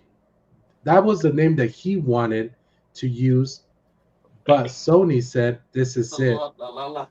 So people were saying it was all conspiracy, right? Dude, there was the Winchester house. Which one? Jeepers. Oh no. Have you talked about that hotel in LA? The one where that girl in the elevator? She's like Cecil Hotel. Yeah.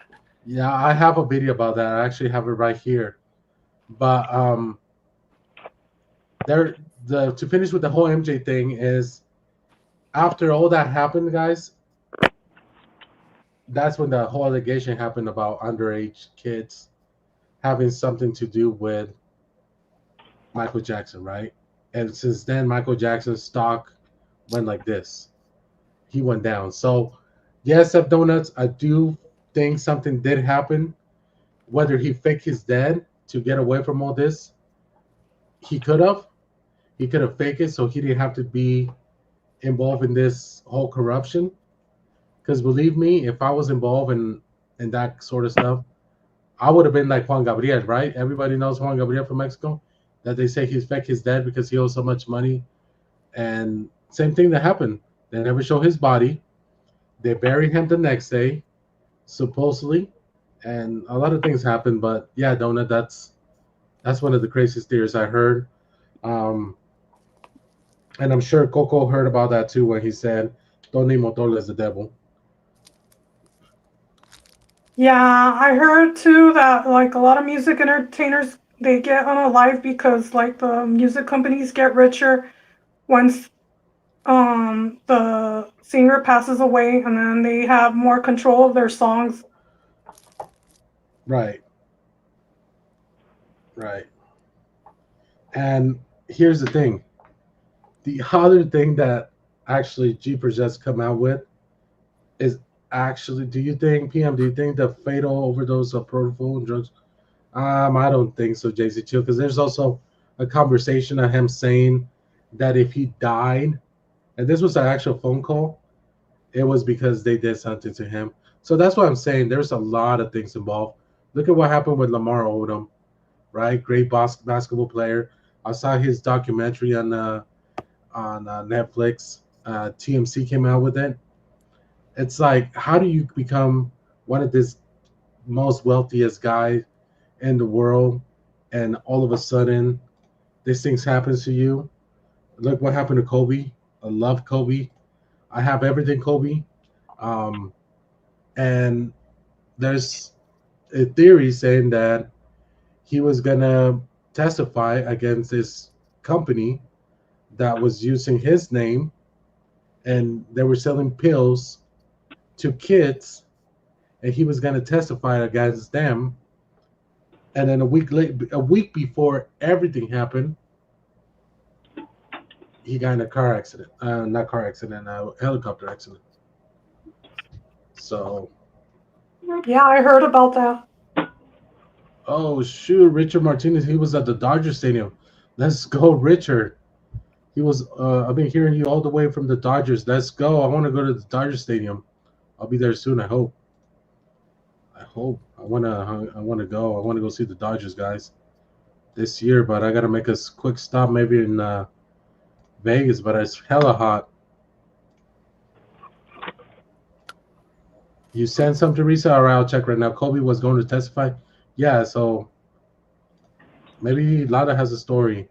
And then while Lada's telling us a story, I can look about the Cecil Hotel where the Chinese girl, Asian girl, she died. And they Yeah, found her in a, what was that? Like there's a water tower on top of the yeah. building. But that's where Richard Martinez was too. He used to stay there, right? At that hotel? I'm pretty sure Richard Martinez used to stay at that hotel. Anybody from LA can tell me? Let me see. Cecil Hotel, Richard Martinez. Or Richard Ramirez, my bad. Richard Ramirez. Ooh. Yep, it was. It was a not nice stalker, Richard Oh yeah, Ramirez. he stayed there, dude, because Yeah, that he did. hotel's like known for like homeless and transients to stay there, dude. That's All why. right. Where's Lala? Let's add Lala. Let's go. Yeah, Lala, where you at, Lala? Is that Hugh Hefner? Damn, Lala. God, whoa. Hey, he's, Lala. he's got an extension cord that's been chasing him for a little while now. We'll keep it at that. But she hides as a bumper sticker. They all want him. They all want him. I love it. No. Richard Ramirez Chavez. Honeycomb. If you look up the thing with Cat Williams and Prince, okay, they were very, very close. In fact, it's so close. I myself feel that they could be the same person because Cat Williams came out even more after Prince, quote, died. But I think he really didn't die because he knew a lot. He knew a lot, and they wanted to get rid of him behind as far as like deep state and things like that. But also on his record label, he was very stern on owning his stuff, and they were trying to own him and trying to make him write music or change words that he didn't agree with, and a lot of it was brainwashing as well. And so that is why he removed his name, because they tried to say they owned it, and he used a question mark for a while. But he was in constant battles with the music labels on that, and so was Michael Jackson. And Prince was not a drug addict, and that was a lie. To make people think and to tarnish his reputation, including Michael Jackson, and make it like they overdosed, is sickening. To this day, I feel Michael Jackson is innocent. Let's go, Lala. Tell us what you think. Am I getting I'm getting like echo. feedback. I don't know why it's doing that. You're haunted. Do I need to come out and go back in? I don't think so, Lala. Try again. Do I need to come out and go back in? Let me try it on another device. Hold on. Can you hear me? Yeah. I think you sound fine, Lala. Okay, it did it for a minute. See the boogeyman heard me and they said, "What the F?" No, but I feel that because Prince made it clear that he was going to bring it all down, and supposedly, quote, he died or they killed him. I feel that he didn't, but I've always watched Cat Williams and Prince. I was always big fans of them, but the way it's just weird the way they came out, and especially Cat, I would not be surprised if they're the same person. Their measurements and everything are even almost the same. And you know, Prince wears a lot of makeup and stuff. I mean, you put a guy in eyelashes and makeup and stuff and high heels. Come on, he's cute. What the hell? You know what I mean? And pirate shirts and stuff. You know what I mean? And look at Cat Williams doesn't wear all that stuff. Yeah. And you should look up how smart, and so was Prince. Cat Williams, both of them are very, very intelligent. Very intelligent. I'm gonna look it up right now. Yeah, there's an interview on that, and he's not, we see him as stand up, and people just see that side of it. But if you watch the other side of him, where he talks about other things, even down to, the universe, math, and stuff, this guy is on it. This guy is on it. No, and to me, it's like if you said that and I compare the pictures, it look alike, right? They have some similarity. Yeah, a lot. But I'm gonna call that's just a conspiracy as far as that being the same person. Right. But I wouldn't doubt it and they were also best friends. What he says, they were very, very close. Maybe hinting that they are the same person, but their interests were the same as well.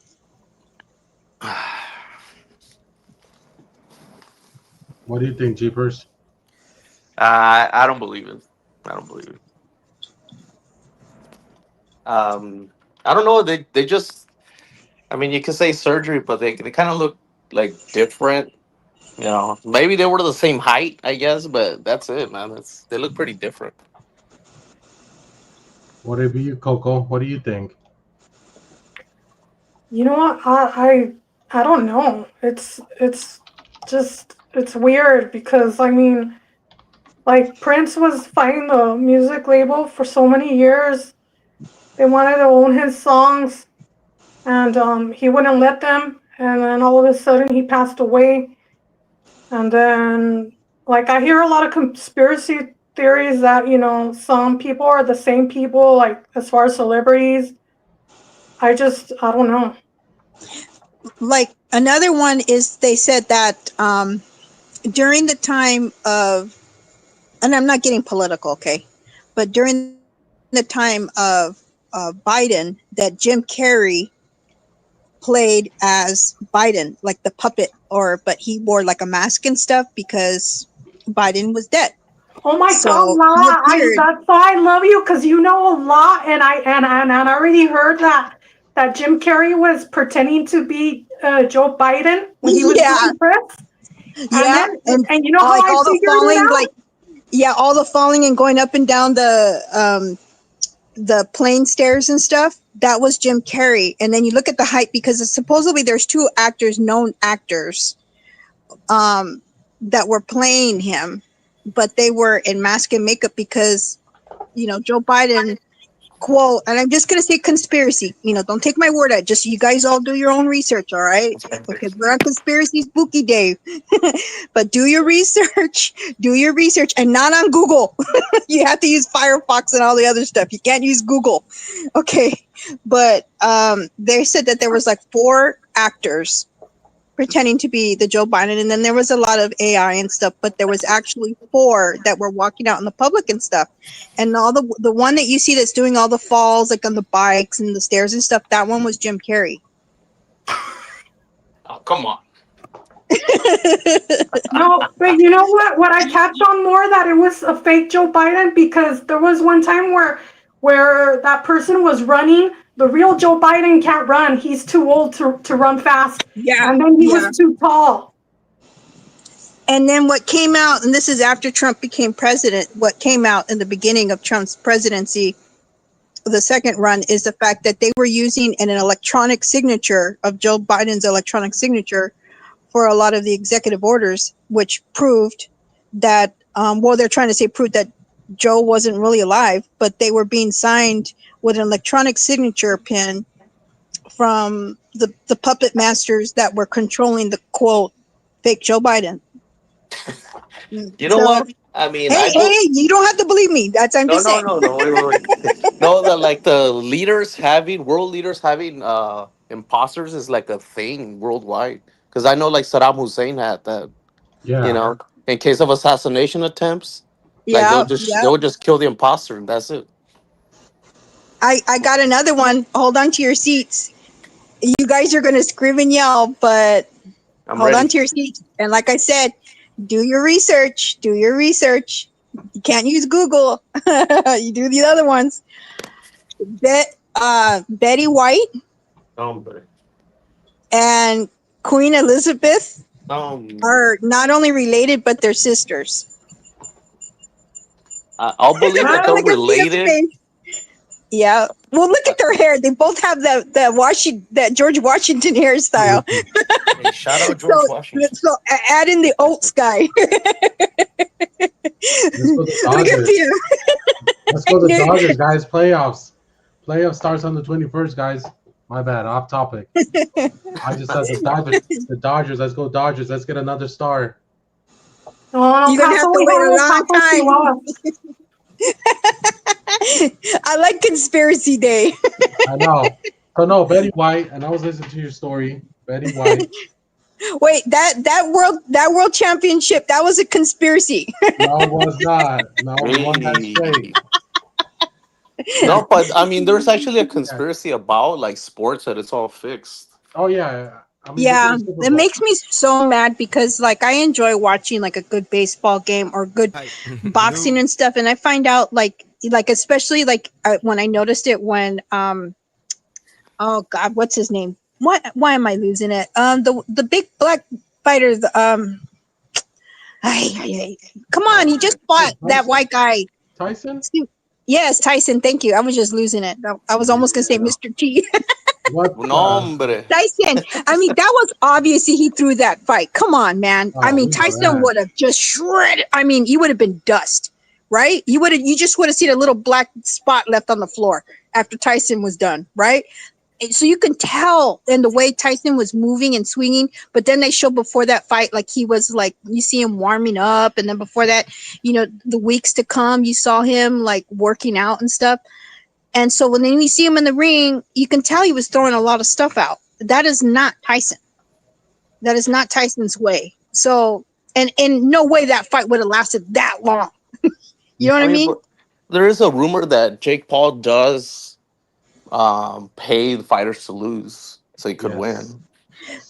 So it's a possibility. Yeah, and the fact that Tyson did that for the money to tarnish his legacy, he should have just. I mean, was he that desperate for money? It made me so mad that the fact that he did that, and everybody's going to now think of that loss instead of everything he's built. But the fact is such a lame way to lose. You know what I mean? I think he did because Tyson is broke. He lost a lot of money. He didn't know how to take care of it. But you also got to think that Mike Tyson's just crazy. He would just do like crazy stuff. Yeah, but he shouldn't have done that. He could have done something else, like like he could have been Tyson cereal, making like like a Tyson toy, something. Come on, Tyson dolls, get the Tyson pops out there. But to do that, you know what I mean? No. I was really upset. Yeah, I don't know, guys, but this is the one the Risa sent me. It's the Tupac. Here we go. Oh, let me know what you guys think.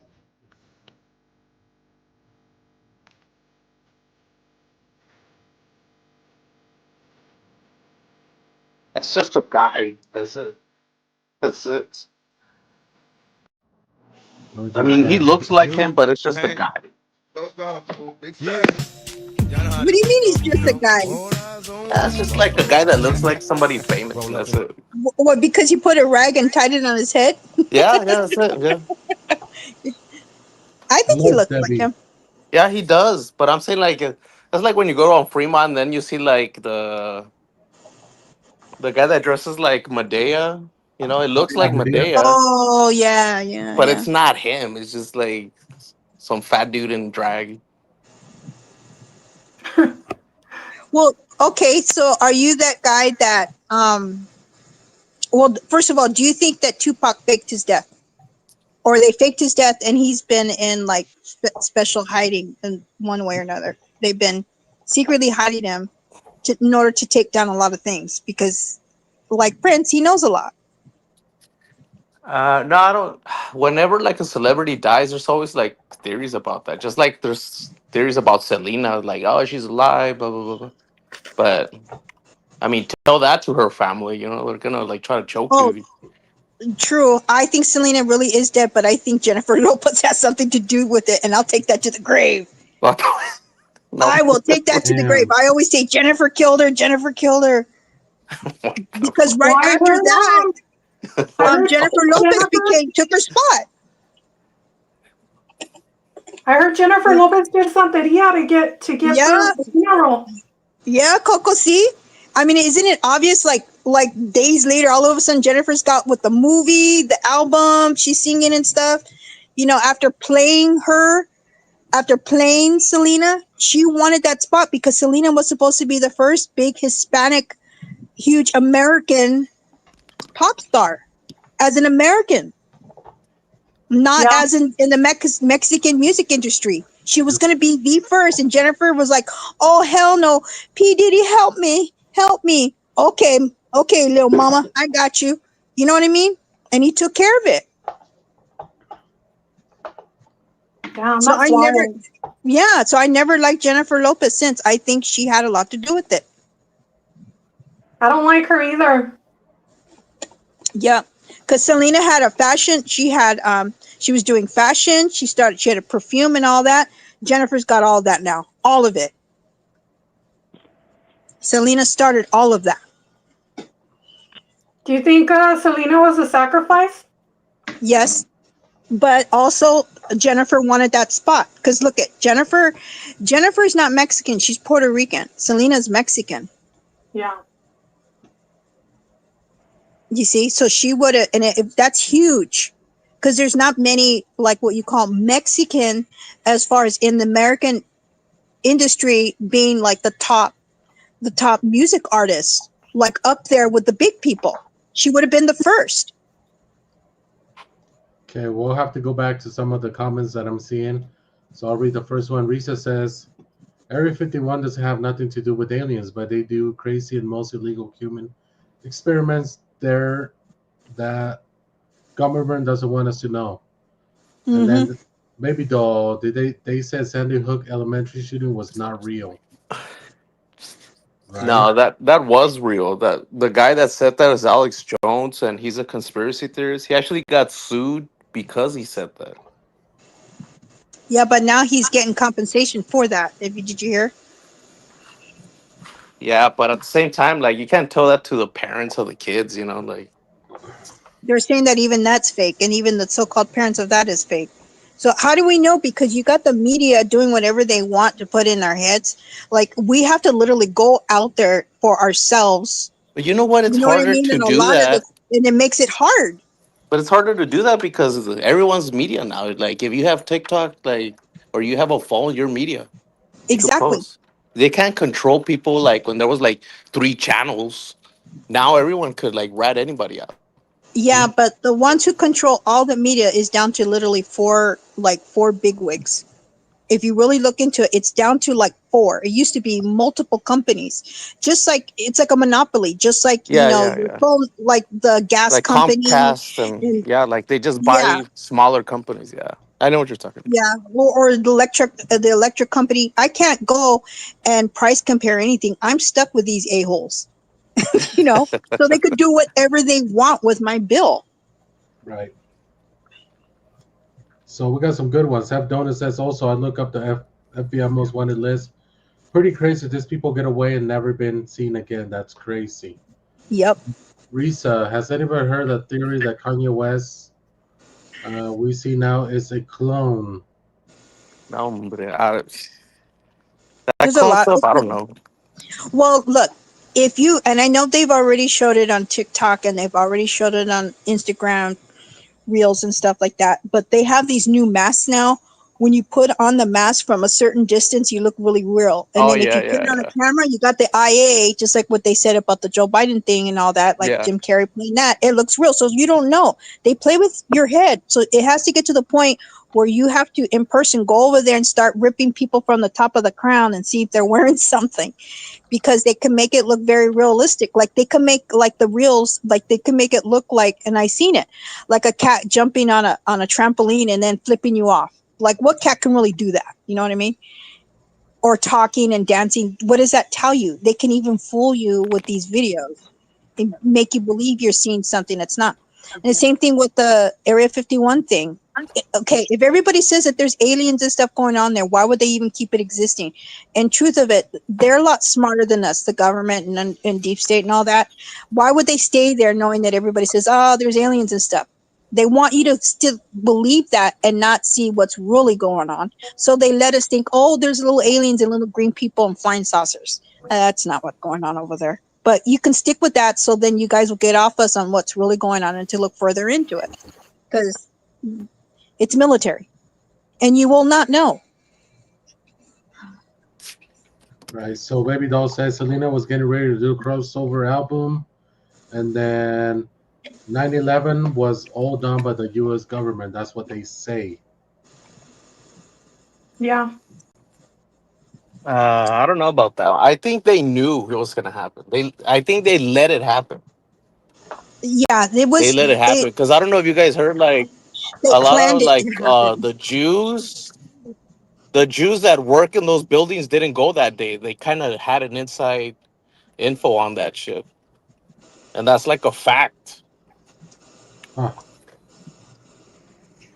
Well, just like they say, it's a club that you're not included in, so you're not a part of that club. So do I think that it was the United States? No, I think it was even higher, because there's another controlling, like it's like the world controlling government, and that was behind it. Just like there's a World Bank, and they were all mutually behind that. And like you said, certain people didn't go in the office because they got the notice. Hey, don't go in. Yeah, yeah. I You think you're know. talking about BlackRock, but Yeah. Well, look. Yeah, wasn't that weird just recently how this guy walks around with that big old gun and goes to the BlackRock building to do what he wanted to do, or what he said he yeah, wanted to do, but I saw that as sending more of a message, and then he tried to say it was about football or something. However it was, minus that filler. But the fact is that he went to that building, and BlackRock right now is buying a lot of land, lot of land. So a lot of people are losing their homes at one time, and then you had that so-called COVID stuff where it caused a lot of people to lose jobs and homes. So what I know about 9/11, right? And I should have one of those little claimers things, but Quiet Storm is here. He's a military guy, right? I'm not gonna put him in any spot that he's not gonna say yes or no or any of that stuff. But I heard about 9/11, right? We'll And it say had allegedly. That right. helps. Say allegedly. Allegedly,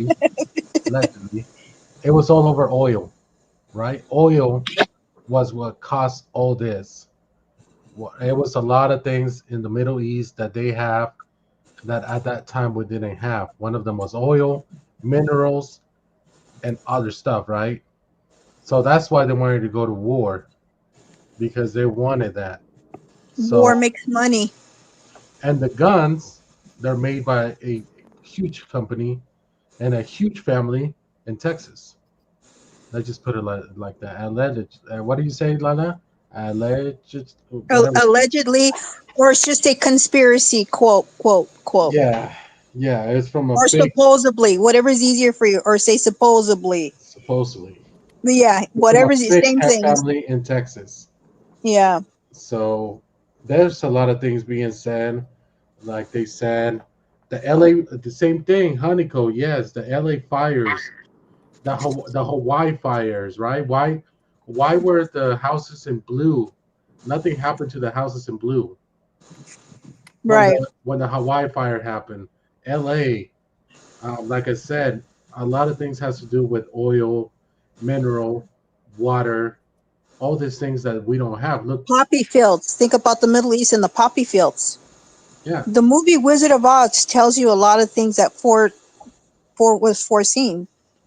right, yeah, The poppy fields, and that's pretty sad because you see what they did to Syria, and they made a lot of us believe that there is terrorists and stuff over there. you're right, you're right. Well, I heard the military was stealing oil from Syria. Yeah, I mean, believe me, guys. And this guy, I know this guy in Texas. He's from Houston, and he was the one that told me he works for Chevron gas station, or he's one of the corporate for Chevron Texas. He's the president of the refinery down in Texas, and he told me, he's like, bro, if I tell you that all this stuff, right, happened because of this, and he showed me a drum, and they're not that big, guys. The drums of oil, they're not that big. They're probably from the floor to where my head is, right? And I said, what do you mean by this? He's like, well, a lot of people had to die to bring oil back to the United States. Yeah. And I'm like, okay. At that time, I was young. I didn't know what the hell was going on. So he told me, when you get older and wiser, you're going to see. And yes, to be able to do a business in this world, you got to sacrifice somebody or sacrifice yourself. And when he told me that, I was like, oh, now I get this guy. He died last year. The guy that told me this, he died last year out of they shot him in his house. But here's the funny thing. They did an investigation and they thought that he died of a heart attack. He didn't. He was laying on his couch, and the bullet went through his scrotum area and hit him in the head from the inside. So they couldn't find where the bullet was.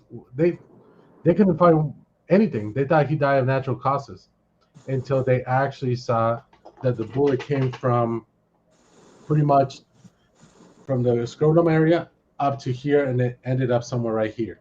So it's like he was shot from underneath. Yes, from the window, from somewhere.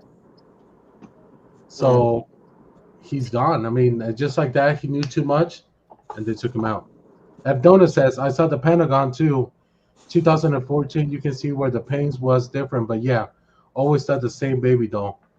Let's go. So I wouldn't be surprised if it was an orbital satellite man said, Philistine man. Hey, PM, how old were you when that guy told you about the oil thing?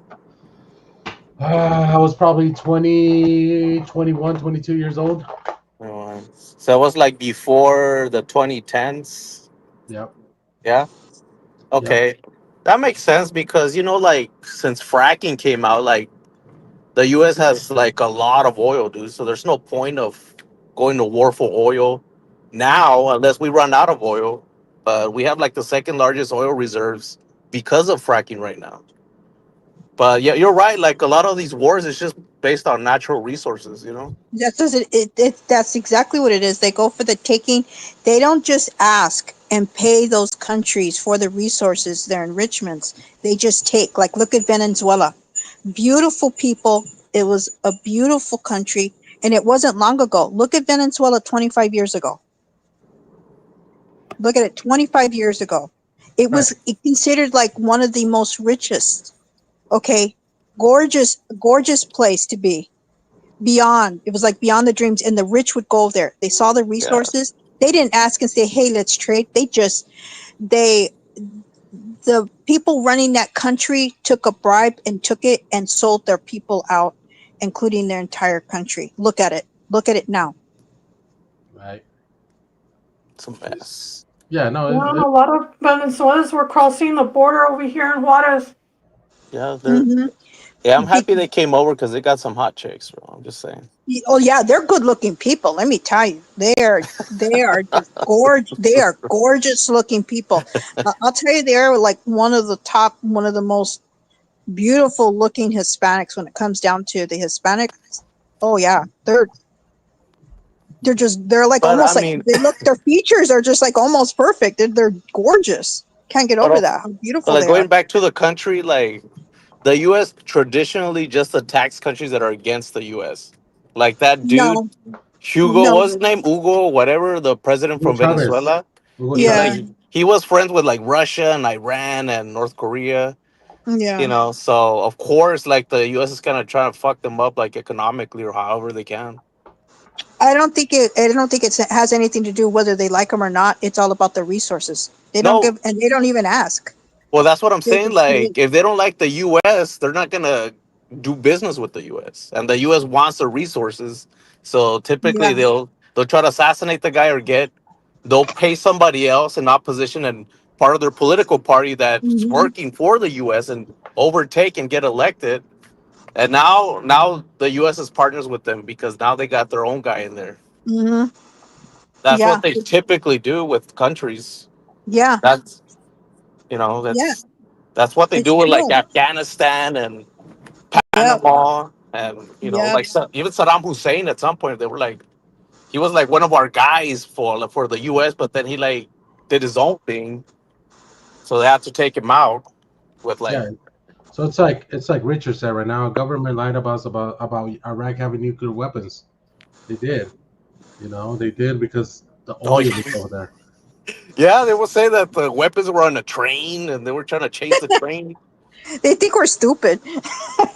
They think a lot of some of the stuff that really sounds really nonsense as an excuse, and they really think we're that stupid. Like how the buildings, like the 9/11 buildings, just fell perfectly straight down, like a demolition. Like you seen the buildings go down in Vegas, you can see it right there. They go straight down. That is a perfectly planned where all the even the dynamite it have to be placed carefully in a certain way so it doesn't disturb the other buildings. Now, how in the heck do those two big ass buildings, and they were made very, very, very well, fall straight down like that without touching anything else?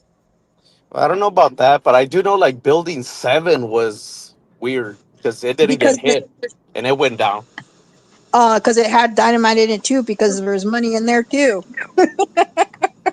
No, but yeah, did you hear about that guy that like he became the owner of the World Trade Center like a few months prior to the attack?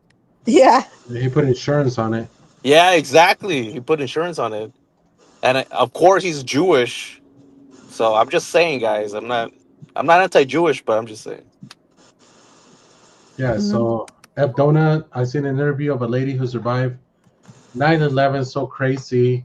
I was able to visit the site. It's so crazy to witness in person. The waterfall down is nice, and the one World Trade is bigger. So It's all sad, and they give us a monument, like we're gonna put this here so you guys can mourn of what the people you murdered.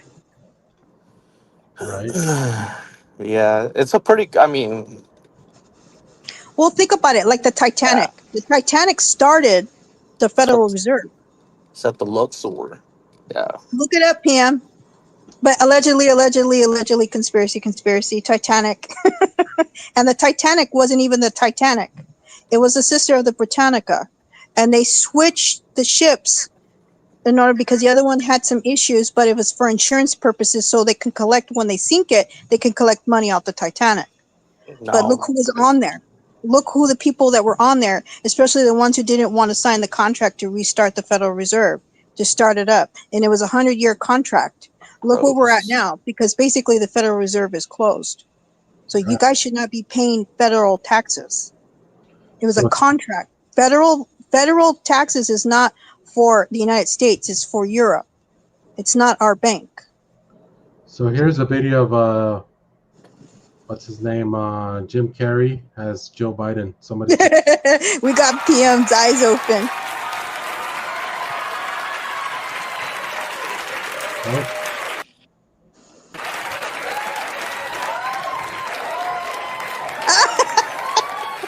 It looks like you're ready to debate, Joe. Absolutely not.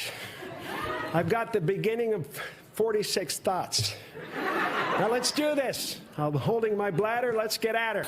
You still have 2 minutes, Joe. Oh, really? Look, here's the deal. Nope, lost it. Look, man, I'm a nice guy, but if you give me any more guff tonight, I'll rip your face off like a mad chimp. I'll knock that thing off your head and burn it. Bury it in the pet cemetery where it came from. Yep. Well, what do you think, PM? I mean, the ears, look at the ears. The ears says it a lot, because I would watch Joe Biden, and every time they would show, and I was always looking at the ears, and I'd scream and yell at my husband. I'm like, look at the ears, they're different today. Look at the ears, because you can't really change the ears. Right. No, you're right. There's a lot of things that resemble Joe Biden, right? And all of a sudden, he gets out of the office, and now he has what? Cancer? Stage 2 or 3, 4 maybe? I just don't even think that. How can a dead person have cancer? Well, Allegedly. they gotta kill the character. Oh yeah, you got to play it out. You can't shock the nation. There's people out there. They have to be careful how things go out, because people panic and they start riots and civil wars and stuff. So they can't say certain things right away. But behind the scenes, supposedly he's been gone for years. Yeah. But that's supposedly. But then again, they're playing a game with us. Like, why would they even let that information be out to where we can even find it, and we're peons compared to them, right?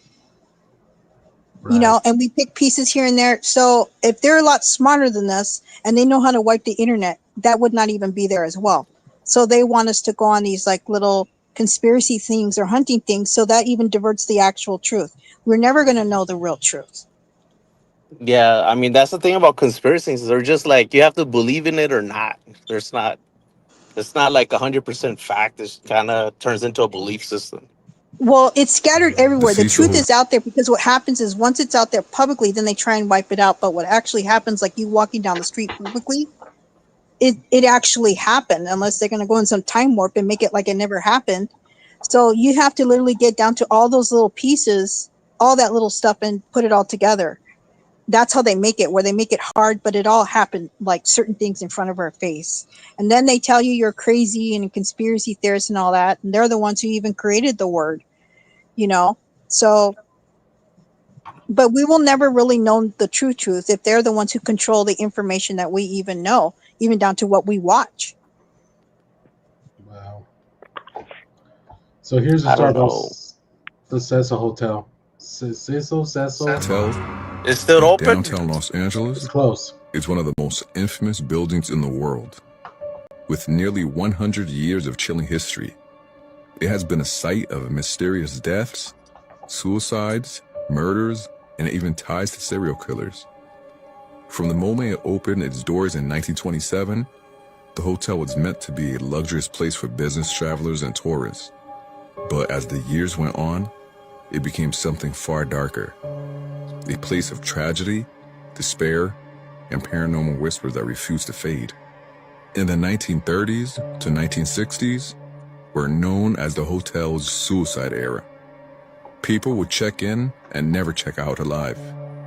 Guests jumped from upper floors, some landing on sidewalks, others on unfortunate bystanders. Pauline Auditon jumped in 1962 and killed a man walking below. Neither knew the other. Two strangers united in death. The bodies kept piling up. Locals started calling it the Suicide Hotel. Two notorious serial killers used the Cecil as a hunting ground. In the 1980s, Richard Ramirez brutally murdered and assaulted victims across Los Angeles. He would return to the Cecil, sometimes blood-soaked, and walked in unnoticed. The hotel was already too used to darkness. In 1991, Jack Unterweger stayed at the Cecil under the guise of being a crime journalist. Instead, he murdered at least 3 women, strangling them with their own bras, just like he did in Europe. The most famous and most chilling mystery of the Cecil is the case of Alyssa Lamb in 2013. She was a 21-year-old Canadian student who checked into the hotel and then vanished. The only clue is strange surveillance video from the elevator. Alyssa acts as if she's hiding or being chased. She presses all the buttons, steps in and out, and makes strange, unnatural hand gestures. It's as if she's speaking to something we can't see.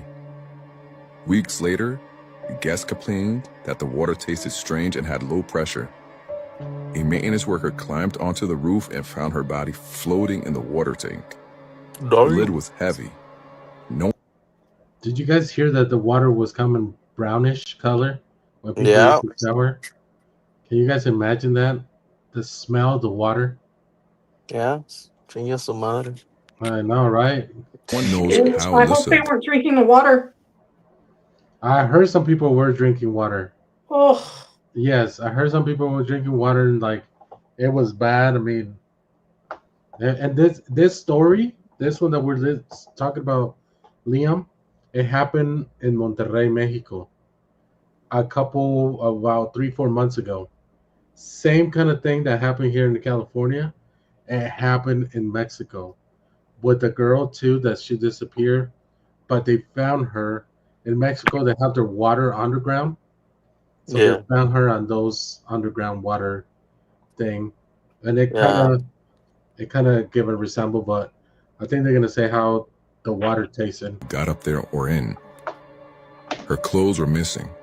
The death was ruled accidental, but the questions still haunt us.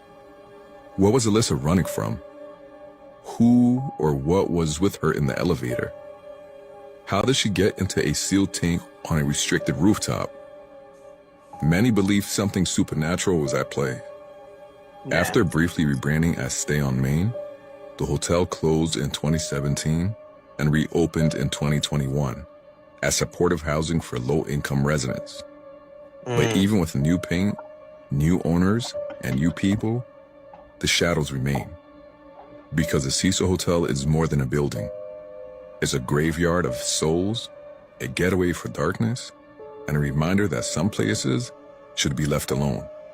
Damn. Would you stay one night inside room 1432? Absolutely. Many tried. Not all of them crazy left. jeepers. That's pretty cool. Well, not, I mean, the story's cool, but R.I.P. the lady. But that lady was known to have like mental issues, and she was off her medication.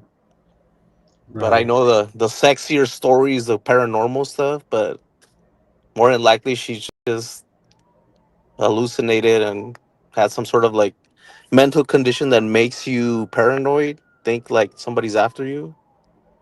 And I guess she thought the best hiding place was a water tower. Probably. But Richard says 9/11 Pentagon, there was over $2 trillion missing at the time of the so-called plane crash, destroying all the evidence. Crook Donald Rumsfeld. So there you go. There's a conspiracy there. I saw a documentary on Amazon Prime about Cecil Hotel. That guy is so creepy, says Risa. Um, it was on Netflix. My bad. Didn't they say those tanks could only be closed from the outside? Yes. Yes, they could, Risa. That's what they said. Or lock something like that. Yes. And there's Yeah. actually a YouTuber that goes up there, and that's the only way you can close them. Yes. Sounds like Quiet Storm narrating. I know. Deep Boys. Oh, yeah. Is that two Jeeps? Psychrophania? So she got psychrophania? Oh, schizophrenia? Yeah. Schizophrenia. Yep. Schizophrenia. Jeepers, right? She went up there, if I remember right. That's what they say, that she went up there. But if you guys look at the streamer in LA, he goes Yeah. up there. To be able to climb up there, you really need to have condition. I guess right now the only way to get in is through a window. Then you have to go a ladder, Yeah. a little edge, and then you have to go up a ladder again. So it's crazy. I don't know. It's one of those things that you're like, what happened? What was she running away from? You know, Ronnie Alcalde was a mass murderer who appeared on the dating. Yes, I remember that, Richard. He was on that dating game in 1978. Kind of like the Menendez brothers, that they were at that basketball court. If you guys remember that, the Menendez brothers. Oh yeah, that guy. Yeah, yeah.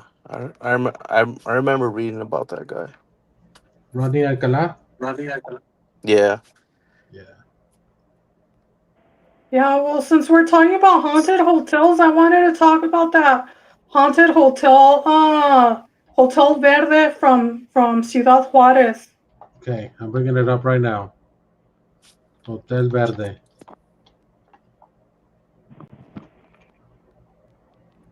And what can you tell us about it while I'm downloading the video? Yeah, it's because they call it Hotel of Terror, Hotel of Terror. I don't know if you guys remember, but like a few years back, a lot of young women were disappearing from Juarez. Yes, Las Viudas de Juárez. The UN reported like 2,526 women were murdered in Juarez. And then what was happening is that a lot of young girls were being dropped off from the bus and they wouldn't go home. So I'm thinking they were kidnapped and, you know, sexually assaulted, whatever. Yeah. But they were also putting an ad on the newspaper in Juarez for like modeling jobs. And it had to be like in between the ages of 11 to 17 years old. Or I heard it was young as 9 years old to 22 years old. And then they were taken to that motel, Hotel Verde. They were being held against their will. And then they were also being drugged and forced to see different men per day. It was horrible. They say that politicians were involved in that. Like workers that work for the city and cops too. And a 16-year-old was able to escape from the hotel, and that's when the families of the missing girls found out that some of their daughters were there, and they were murdered.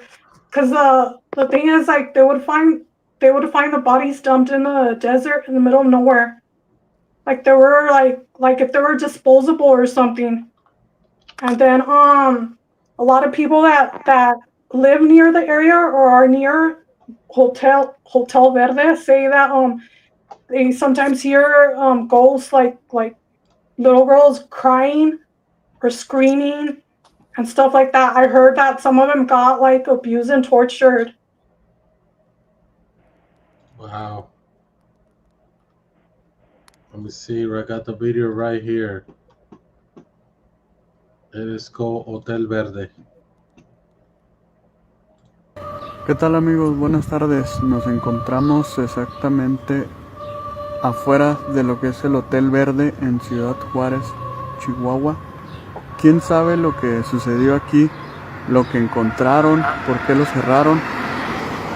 Más tarde les estaré subiendo el video con lo que sucedió en este hotel para que por favor me apoyen dándole like, suscribiéndose y compartiendo. Así que nos vemos. So that's the hotel. Yeah. Reese's. Miedoso. Damn, it looks creepy for sure.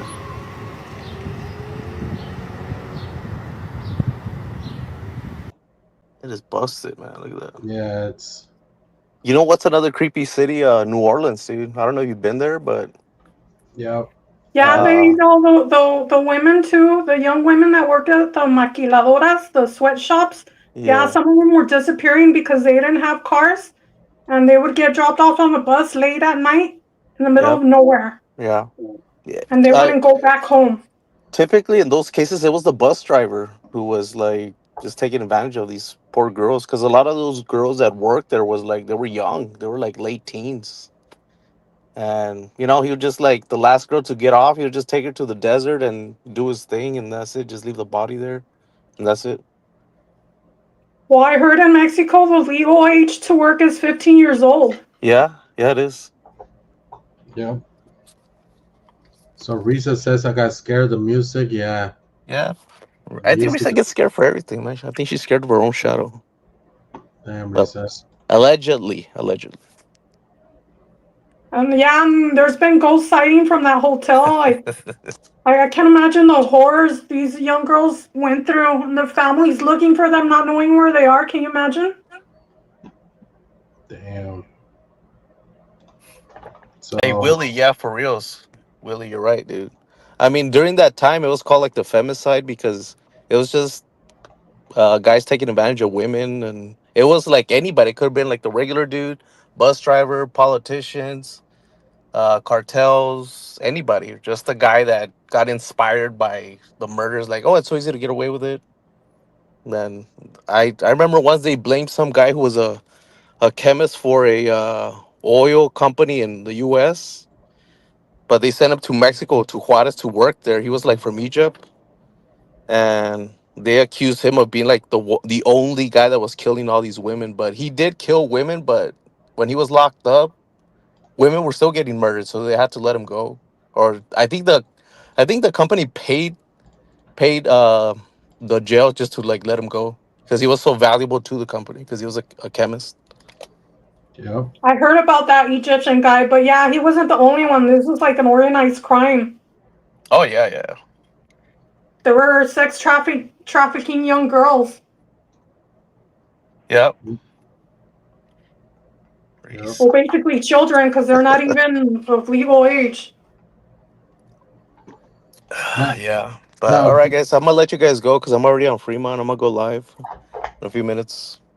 so Jeeper, before you go, did you hear about that UFO story in Vegas? Oh, that was like last year or 2 years ago. Yeah, with the guy, the kid that called the cops and everything. Dude, I went to that house. I went to the house, and I mean it's just a regular house, but it have a big yard. But I got there too late because I wanted to like live stream like an interview. Okay. By the time I got there, everything was shut down. Like the cops were like telling people to go home. But yeah, dude, I heard about it. It was like a huge story here in Vegas.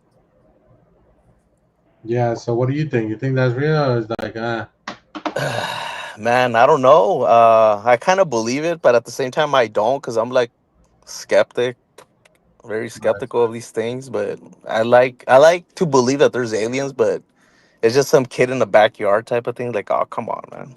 Yeah, it's just like that video that went viral in California, right? The little alien walking by the ring camera that they Yeah, captured. yeah, yeah, stuff like that. Yep. But all Well, right, Jeepers, guys. all right, man. Thanks for joining. Hey, thanks for having this live again, dude. I like these. There we go. Hopefully next week I'll see you. Be safe out there, Jeepers. All right, later, guys. All Bye. right. For all this All right, information. we'll do. Bye. What do you think, Coco? What do we want to bring about or Lala or Quiet Storm? You guys tell me. You guys have the boss. Never heard a lot Well, of you stuff. haven't shown the video of Loretto Academy. Oh yeah, let me. Dude, Gabby's already. She's out. She was tired. I'm like, go to sleep.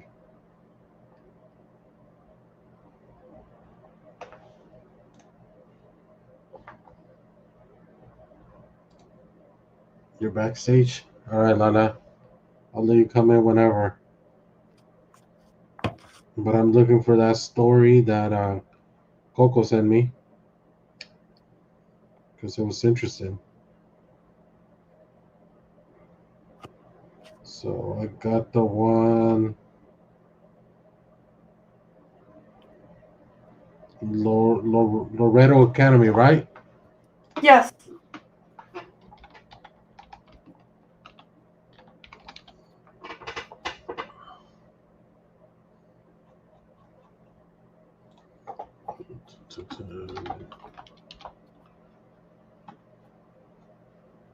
Behind the scene, Loretto.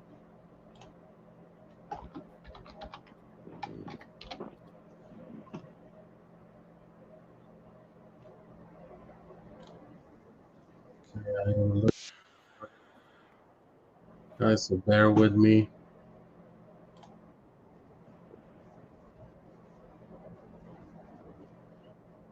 Or you can say it for part 2 in case.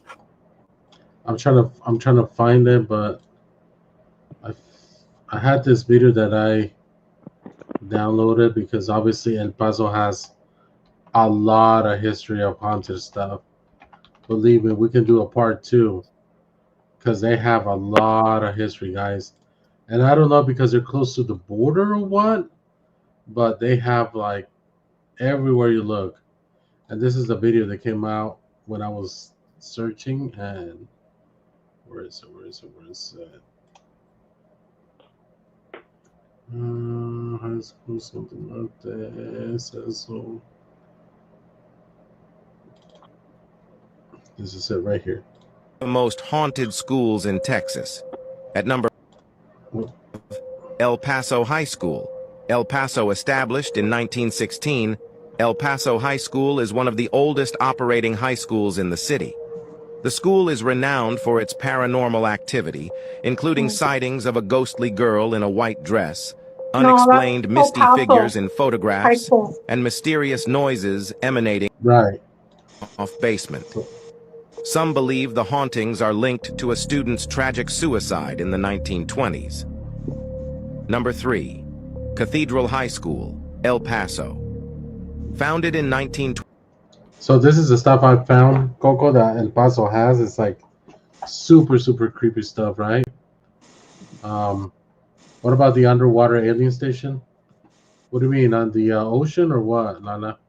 But Yeah, Go ahead. have you ever heard of that? Like, they say that there was an alien station, like somewhere in California, and it was caught on Google Maps, and then Google Maps changed it, but supposedly it was like, it looked like a base, and like flying saucers were coming out of it, and it was up the coast, Santa Barbara or something like that. Right. And they used to show it on Google Maps, and then when it came out, they took it off Google Maps. Yeah, I heard about that too, Lala. I did. It's just crazy how that I heard about that.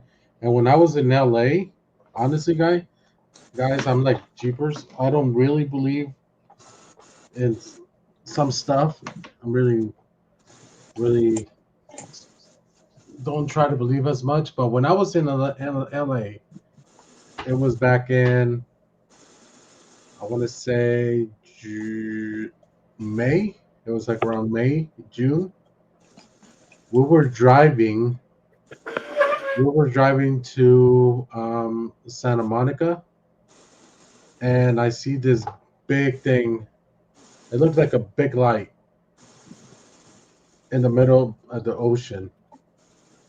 And then I was like, what the hell? I was like, what in the hell is that? So then I was like, I'm just going to park and see what the hell this is, because this looks pretty interesting. And then the light disappeared, but there was like a little swirl that stayed behind. Like if it was like a portal or something in the sky. And I was like, what the hell? I was like, what is that? And it was like a swirl. It was like swirl. Like if someone jumped in there, you probably disappear. And I was like, damn, that's crazy. So since then, anytime I see a light, like last week when we were heading to Nevada, to that casino in Nevada, I always look at the lights, and I'm like, is that something? But like you said, Lana, there's a lot of things in the ocean, right? That's another thing I want to bring later on, and maybe on episode 3. We haven't even discovered half of the ocean, guys. They only say that we only investigated the ocean like, wow, 5%, 10%. Yeah. That's it. And they say that we went to the moon, and we only discovered the ocean 10%. It's like, what's deep in there on that water? What's in that water? We don't know. Yeah, let's save it for another live stream. That's a good idea, because there's so much on that topic we can talk about. So I won't talk about it then. No, we will. We'll probably leave it for next week. But I'm always interested. Like my big interest right now is El Paso, the Juarez, where Coco, she sent me some pretty good ones. I also got one in New Orleans. I get a lot of things from New Orleans. The other thing There's a lot of witches and vampires in New Orleans. But the one that really, really, guys, it came from a subscriber that told me, hey, don't say my name. I was born and raised in Cuba. I said, okay. And he actually said, hey, can I uh, he said, I got your email from your he called it a website, my YouTube. And I said, okay. He's like, is there a way I can get a hold of you? I said, yeah, sure. Just hit me up on Instagram. And this guy told me I was born and raised in Cuba, and my family are into Santeria. I said, okay. And he started telling me that this is Cuban and African religion from back in the 30s, 40s, a long time ago. And he started naming me all of them. Elewa.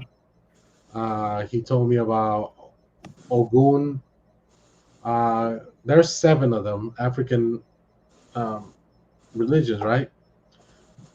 So he told me this. He said, based on what I saw on your life, I can see what kind of, and I'm saying this because now Gabby's sleeping, but she told me now I can see what kind of santo you are. And I mean, what do you mean? He said, well, based on the look of your eyes, the way you talk, you're an elewa. And I said, what is elewa? So he told me it's a kid that can transform to anything he wants. And he's the one that has to have pretty much 4 corners to be able to escape. Either he goes left or right, up or down. So he said he likes to play around. So I was getting a little bit scared. And this happened, I think it was Monday. And he said, but don't worry.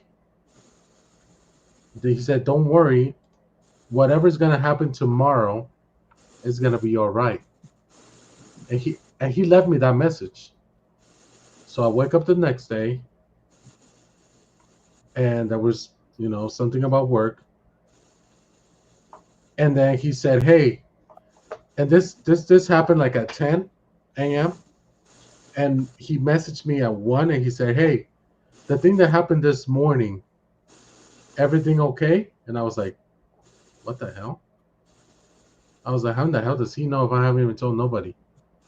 And I said, yeah, everything is okay. What do you mean what happened this morning? He said, like I told you, everything is going to be all right. So he said, get a coconut and put it behind your door because you're bringing all the negativity to your house from what you get from people, customers, the outside, and you're going to see. I don't know if I have the picture or not, but last night that coconut, it didn't explode, but it has like a big ass cut in the middle, right? And I was like, damn, who in the hell is this guy? Like, what's going on? So, like you guys said, right? La Santeria is something different. I don't know who this guy is. I don't know who it is. I don't know what it is, but everybody has their belief. I wanted to share that because I was like, damn, I don't typically believe in that stuff, because I'm like, oh, whatever. But I don't know if you guys heard about that, La Santeria, and all that stuff. I don't know if you have, Coco. I've heard about Santeria, but I don't practice it. No. And I don't practice it because he said something about collares, and I don't have any of that stuff. So he said you have to go to Cuba to be made a santo. And I'm like, oh, okay. But this guy came out of nowhere, and I was kind of like weirded out. I'm like, what in the hell is going on? But our coconut in season, I don't know. I just found that coconut because I went to the store that day to go do something. I was like, oh man, I'm gonna get a coconut, and that was it. But in reality, I'm like, whatever it is, it is. It's the same thing like they tell you, right? If you open an umbrella inside the house, it's bad luck. Same thing. Or they said if you break a glass or a mirror, you get bad luck. Same thing. Well, I have a question on the coconut. Yeah. So, what is the coconut really supposed to do? Like he said, to put it behind the door. Is it Yeah. supposed to like suck up the evil energy in the What room or something? like whatever I bring to the house, he said. Anything that I So bring to the house. the coconut will absorb it. Yes. Well, That's because what. if it works, I'm gonna go buy a coconut. Damn, look at, That's why I'm look at, asking these details, because I need to know what kind of coconut I need to buy. Do I cut the coconut in half or get a whole coconut? I mean, I think, and you got to remember when you buy the coconut from the store, you're only getting the seed part because a coconut's got that big green thing over it. So what is he? I need details on that. yeah, it's like Honeycomb just said. Coconut behind the doors cleans the protection. So there it is. That's the elewa. If you guys look at him, it's the shape of a coconut. And oh, hold on. And the beads, like the collares, are right there, right? That's the collares. It's just crazy. I just wanted to share that with you too, because it was crazy to me. Jose Compita said, "Look at the Book of Enoch now. Our government officials are talking about UFOs being extra dimensional." Yes, yes, Compita. You're totally right. It is. Hey, compita. I know, Jose Compita, bienvenido. Um, always bringing the good vibes. What up, Jose Compita? Bienvenido. Welcome, guy. So yeah, I was just wanted to share that, Hola, Jose. and I was like, Coco. It's not that type of Coco, but it was just crazy. Sometimes when we go to different places like Dominican Republic, Puerto Rico, um, places international, they try to give you they try to give you like their beliefs. And one of the crazy one that I was like, hell, what's going on? Is that you have to kill a goat to be able to go to this temple in India. I was like, I ain't killing no damn goat. I'm like, I'll just stay over here. So India has a lot of beliefs, a lot of religions, right? You know what? I'm gonna buy you guys coconuts, and I'm gonna take them to Vegas, and I'm gonna keep them with me, one with me in the hotel. No, and they're Honeycomb and JC Chill. They're right because because I had no idea about the coconut, but yes, Never heard they of it. they promote positivity. I put I'm garlic gonna around gift my you neck. guys coconuts now. See, look at Compita. He puts garlic around my neck. Fight from the vampires to disguise my bad breath. There we go. See, he doesn't like vampires. So yeah, it's just crazy. It's just things that they say and they do, and I'm like, it's just different religions, different beliefs. Well, what about you heard of like the ones with the bones, like the chicken bones, and Yeah. like they cast spells, and then if you find chicken bones like on your doorstep or whatever, somebody cast a spell. Because I've heard of that, and I got mad at somebody. This is in my younger days, in my 20s at work, before I was in any higher position of sort, and this one person started really. We were like going back and forth and stuff, and as a joke, because me and my friend ate at El Pollo, I said, "Hey, save your bones. Give me all your bones." So purposely, I collected all the bones from our lunch and stuff, and I put them in a bag, in a clear bag on her car, to scare the crap out of her. Right. And that's But crazy. is that true? But the bones, they say like if somebody leaves bones like on your doorstep, they casted a spell on you or something like that. I don't know. The only thing I heard about bones is that and I know about a lot of, like we were talking about, what was it, 2 weeks ago, Lana, about the boots and all that stuff that you guys started freaking out. So the part of Mexico, which is Monterrey and Sinaloa, they have this beautiful cemetery that are made for the cartel members that they pass away. They're Yeah, they're I've seen it. they're mansions. I mean, and I'll look it up and put it right here for the people who don't know. It's called in Sinaloa. It's a cemetery. It's called what is it called? Jardines de. I want to know. Let me look it up as Jardines.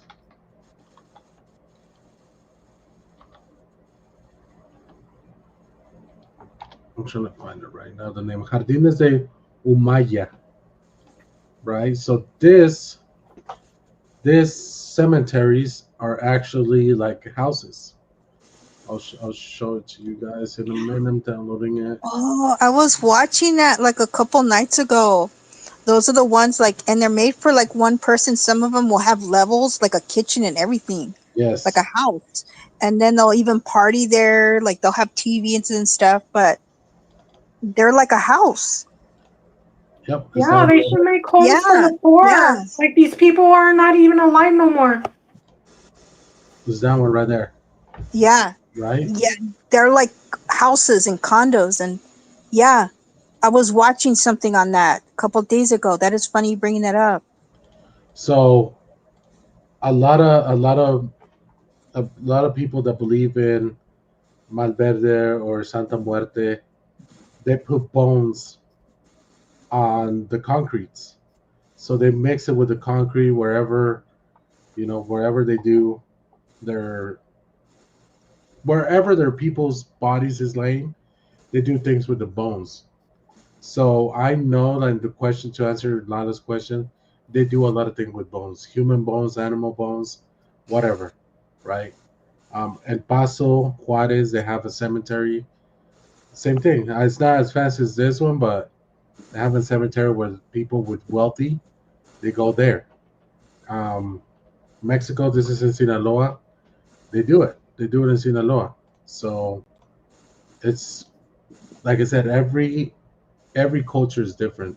And when people said, "Oh, you're Mexican, so you eat tortillas," it's not the same because, like I said, I might eat my menudo with tortillas, and maybe Quiet Storm eats it with bolillo, which is bread, or maybe I eat mine with bread, and he eats it with tortillas. It's like different regions of Mexico. Yep. It's not the same. Yeah, we're all Mexicans. We all speak Spanish. Even our Spanish is different. Because if I Yeah. go to Oaxaca, I don't understand those guys. If I go to Sinaloa, they're more like, "Hey, compadre, ¿qué onda?" They talk too aggressive. And they're like, they say things that you're like, "Oh, okay." Oh, they say a lot of bad words. And then you go to Mexico City, and it's more like chale. Like more like slang, more street, more hood, Yeah. right? So it's different. It's different. Different cultures in Mexico. Like I said, I might believe in Virgin Mary. My neighbor might believe in Saint Jude, San Judas. Different stuff. It's just like the United States, like if you go, like, like they say, like up, like in those, like hillbilly states or in the areas, they even talk different. The accent's different. They eat different. So it's just like that in Mexico. They have different areas and stuff where the food's different, the accent's different. Right. You know, and they all got little hoods, and even down to the education makes it different. And you even have your rich areas and your poor areas. Yep. It's the same thing. It's the same thing. So it's just like we were talking in the beginning. It's just different culture, different beliefs. It's whatever. It's whatever. Wherever you were born, Puerto Rican Spanish is different from my Spanish. Galicia, Spain family. I don't understand Mexican Spanish very well. You're right. When you go to Spain, it's a different kind of Spanish. Yeah, it's Latin. Yeah, and if you go to Barcelona, it's more like what is that thing called? More Catalano, which is more like Yeah. Spaniard. Yeah. But you can understand it though, right? I mean, this, Yeah, because it all derives from the same actual language itself, but then you guys, as regions went down across the world, because the Spaniards went all over. I mean, Spanish was almost going to be the main language of this whole entire planet, very right. close to it. So it kind of changes, like the dialect and stuff. Just like in the United States, the language is different. You add a couple things or the lingo, whatever, but it's pretty much derives from one place. Right, and it's just like you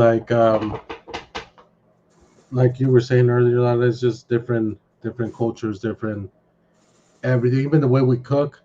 A lot of people ask me if I like what is one of those? It's a tamal, but they put they don't cook it all the way through. It has raw masa, so they only steam it, and I'm like, no, I don't need that. Or they eat their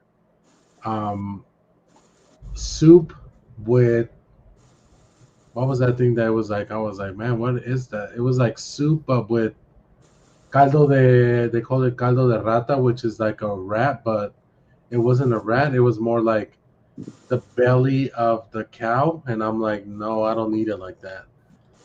So it's just different. Like I'm sure where Coco is from, it's different than what we eat out here because she's close to Mexico. Same thing with Quiet Storm, Baby Doll.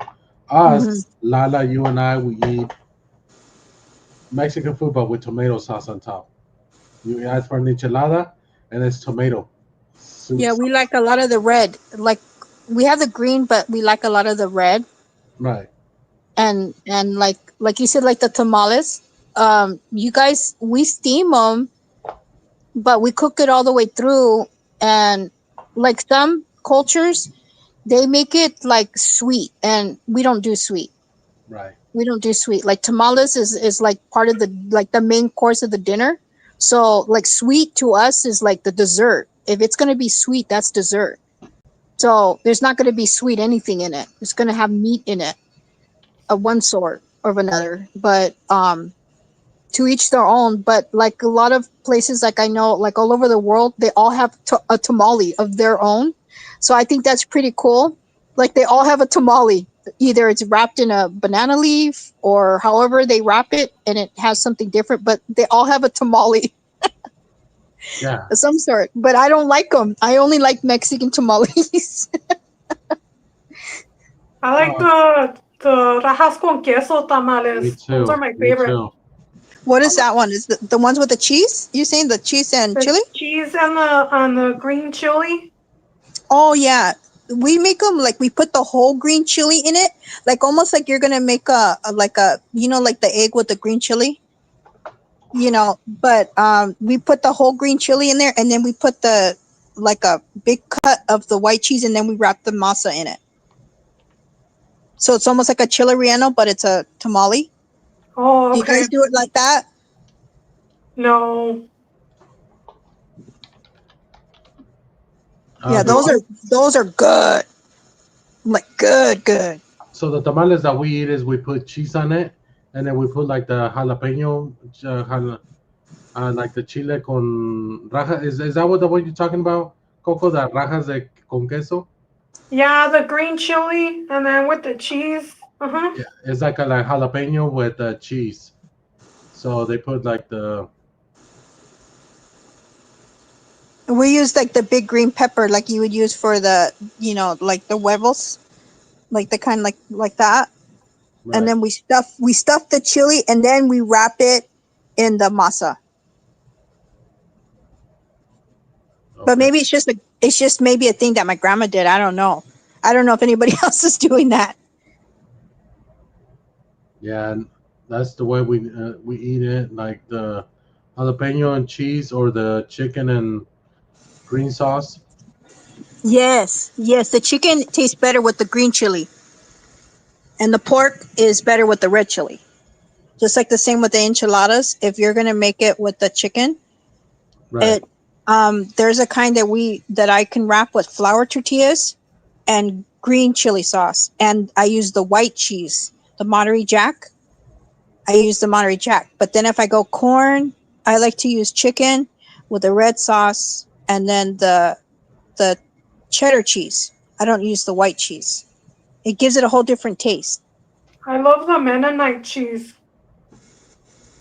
Oh, cheese makes the world go around. Oh man, when I hear people that don't like cheese, I'm like, what is wrong with you? You're not human. You're not human. There's something wrong. Yeah, and that's the thing about different cultures, and that's why I like to go to different places because it's different. It's way different. What about the menudo? Like I find every Hispanic culture has a menudo, but it's so different from one another. Like we have the red menudo that is red and spicy, is the one I grew up on, and I like that. And you have you can either have it with a honeycomb, or you can have it with the pata, or you can have it with the intestine, but it's red. And then I have a friend that she's mixed. She's like Hispanic and from Ecuador, I believe it was. And their menudo's white. It's white. And I'm like, there's something wrong there. It's like I can see through the bowl. It's white, and I've never seen white menudo before. Okay. Me neither. Yeah, it's like clear. Me neither. Yeah, it's clear. It's clear, and it has the hominy, and it has like a meat, but it's like, and they use like the same, but it's like they don't put it has a taste to it, but it's more like pesola taste. That's not like with the chicken broth, but it doesn't taste like menudo that I would call menudo. So I'm not used to that, and I didn't like it at all. Well, it's sort of like his menudo with pata, but I don't know if you guys seen this video. They just sent it to me right now. I'll show you guys right now. Oh, I know. I can't wait for them to get it. What's it doing? Put some of this, and then did you already put the cards in here? No, they're right there. Okay, the cards in there. Yeah. And I got his address around here somewhere. Oh, we forgot the candy. Oh yeah, don't forget the candy. The address is like, I have it on a little piece of paper right here. I know I got a picture of it on my cell phone too. Okay. Well, everything else is right there. Yeah, yeah. Just put one more piece on top. Yeah. Okay. And then make it like all nice and pretty. Yeah. Yeah. She's really gonna like it. Oh no. What's going on? Oh. Oh man. All right, come on. Come on. Come on, come on, come on, Mom. Come on, Mom. Come on, Mom. Huh.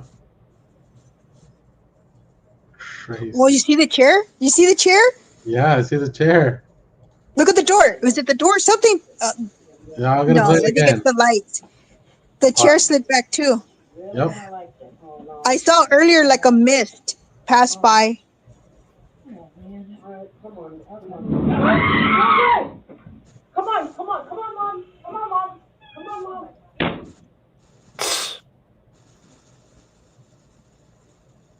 I would be scared too. Look they're not even running out. I would have been so out of there. Yeah, They're they had just a like baby. walking. Yeah. Damn. Yeah, they sent me that video and said this is one of the craziest videos going on right now. And then the other video that they sent, and they were saying that if we knew about, what was it, a guy in the kitchen. I'm trying to download it. He said he's gonna send it to me right now. Oh, the scream was blood curdling. That's not the Llorona. Is that how you say her name? Yeah, La Llorona. Oh man, that scream was blood curdling. Yeah, it was. Yeah, I have more stories, but I'll save it for next time. Okay, Coco, because I know El Paso and Ciudad Juarez, they have a lot. They have a lot of things. I've been looking, and I don't know what it is, but out there, it's crazy. Oh. Yeah, it's because it also has to do with a lot of violence that happened in Juarez. Yeah, that's sad. Like a lot of unsettled spirits. Exactly. And then I'm also gonna bring. I know I'm working, and that's what's been taking my time. I don't know if you guys seen the videos of that Chris Watts from Denver, Colorado. Yeah, I remember when it all happened. I want your opinion on it, PM. Do you think, I mean, for a man to do that to his kids like that, the way it all happened, do you think he was on something or whatever, or Yeah. he was staying? No, I think he was on something because I know he said it was because um of his relationship or something like that, that he had a girlfriend and all that stuff. That's what they said, you know. But I think he was on something. Um, I'm working right now, and I have one of my people here, one of my teams, helping me put in a video together. I'm going to show you guys a little clip. But the house, Lala, in Coco and Quiet Storm, it's actually haunted. There's videos from when they go and look at it, and we're putting all them all together so we can make like a 30-minute show from when he calls the cops and you see something behind him to when he's in prison and he's listening to voices that somebody's talking to him. But this is Like one of he the possessed? yeah, but this is one of the clips, and look at it, where you can hear a little girl. Here we Oh go. my God. I'll show you guys. How sad.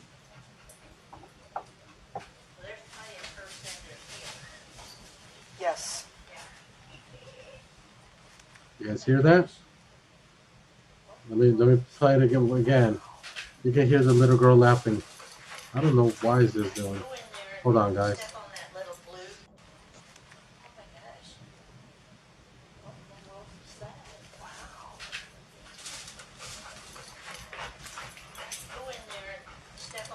I might have to put it right here. You can hear the little girl laugh. Yes. Oh, I just heard it. I just heard it. And this is the K9 person doing the what?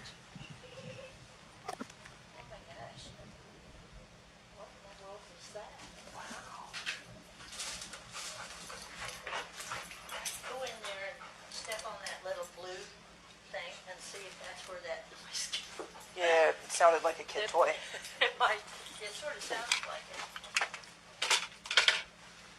it. Something. There was a. I heard it. Did you hear it? I did. Oh, that is so sad. It did. Because all he did was go straight in there.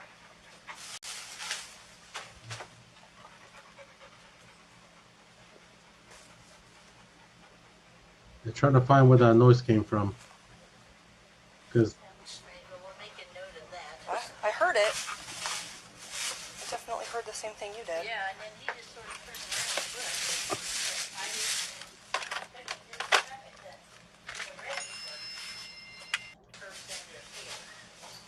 Yes. you guys can hear the little giggle. Yes.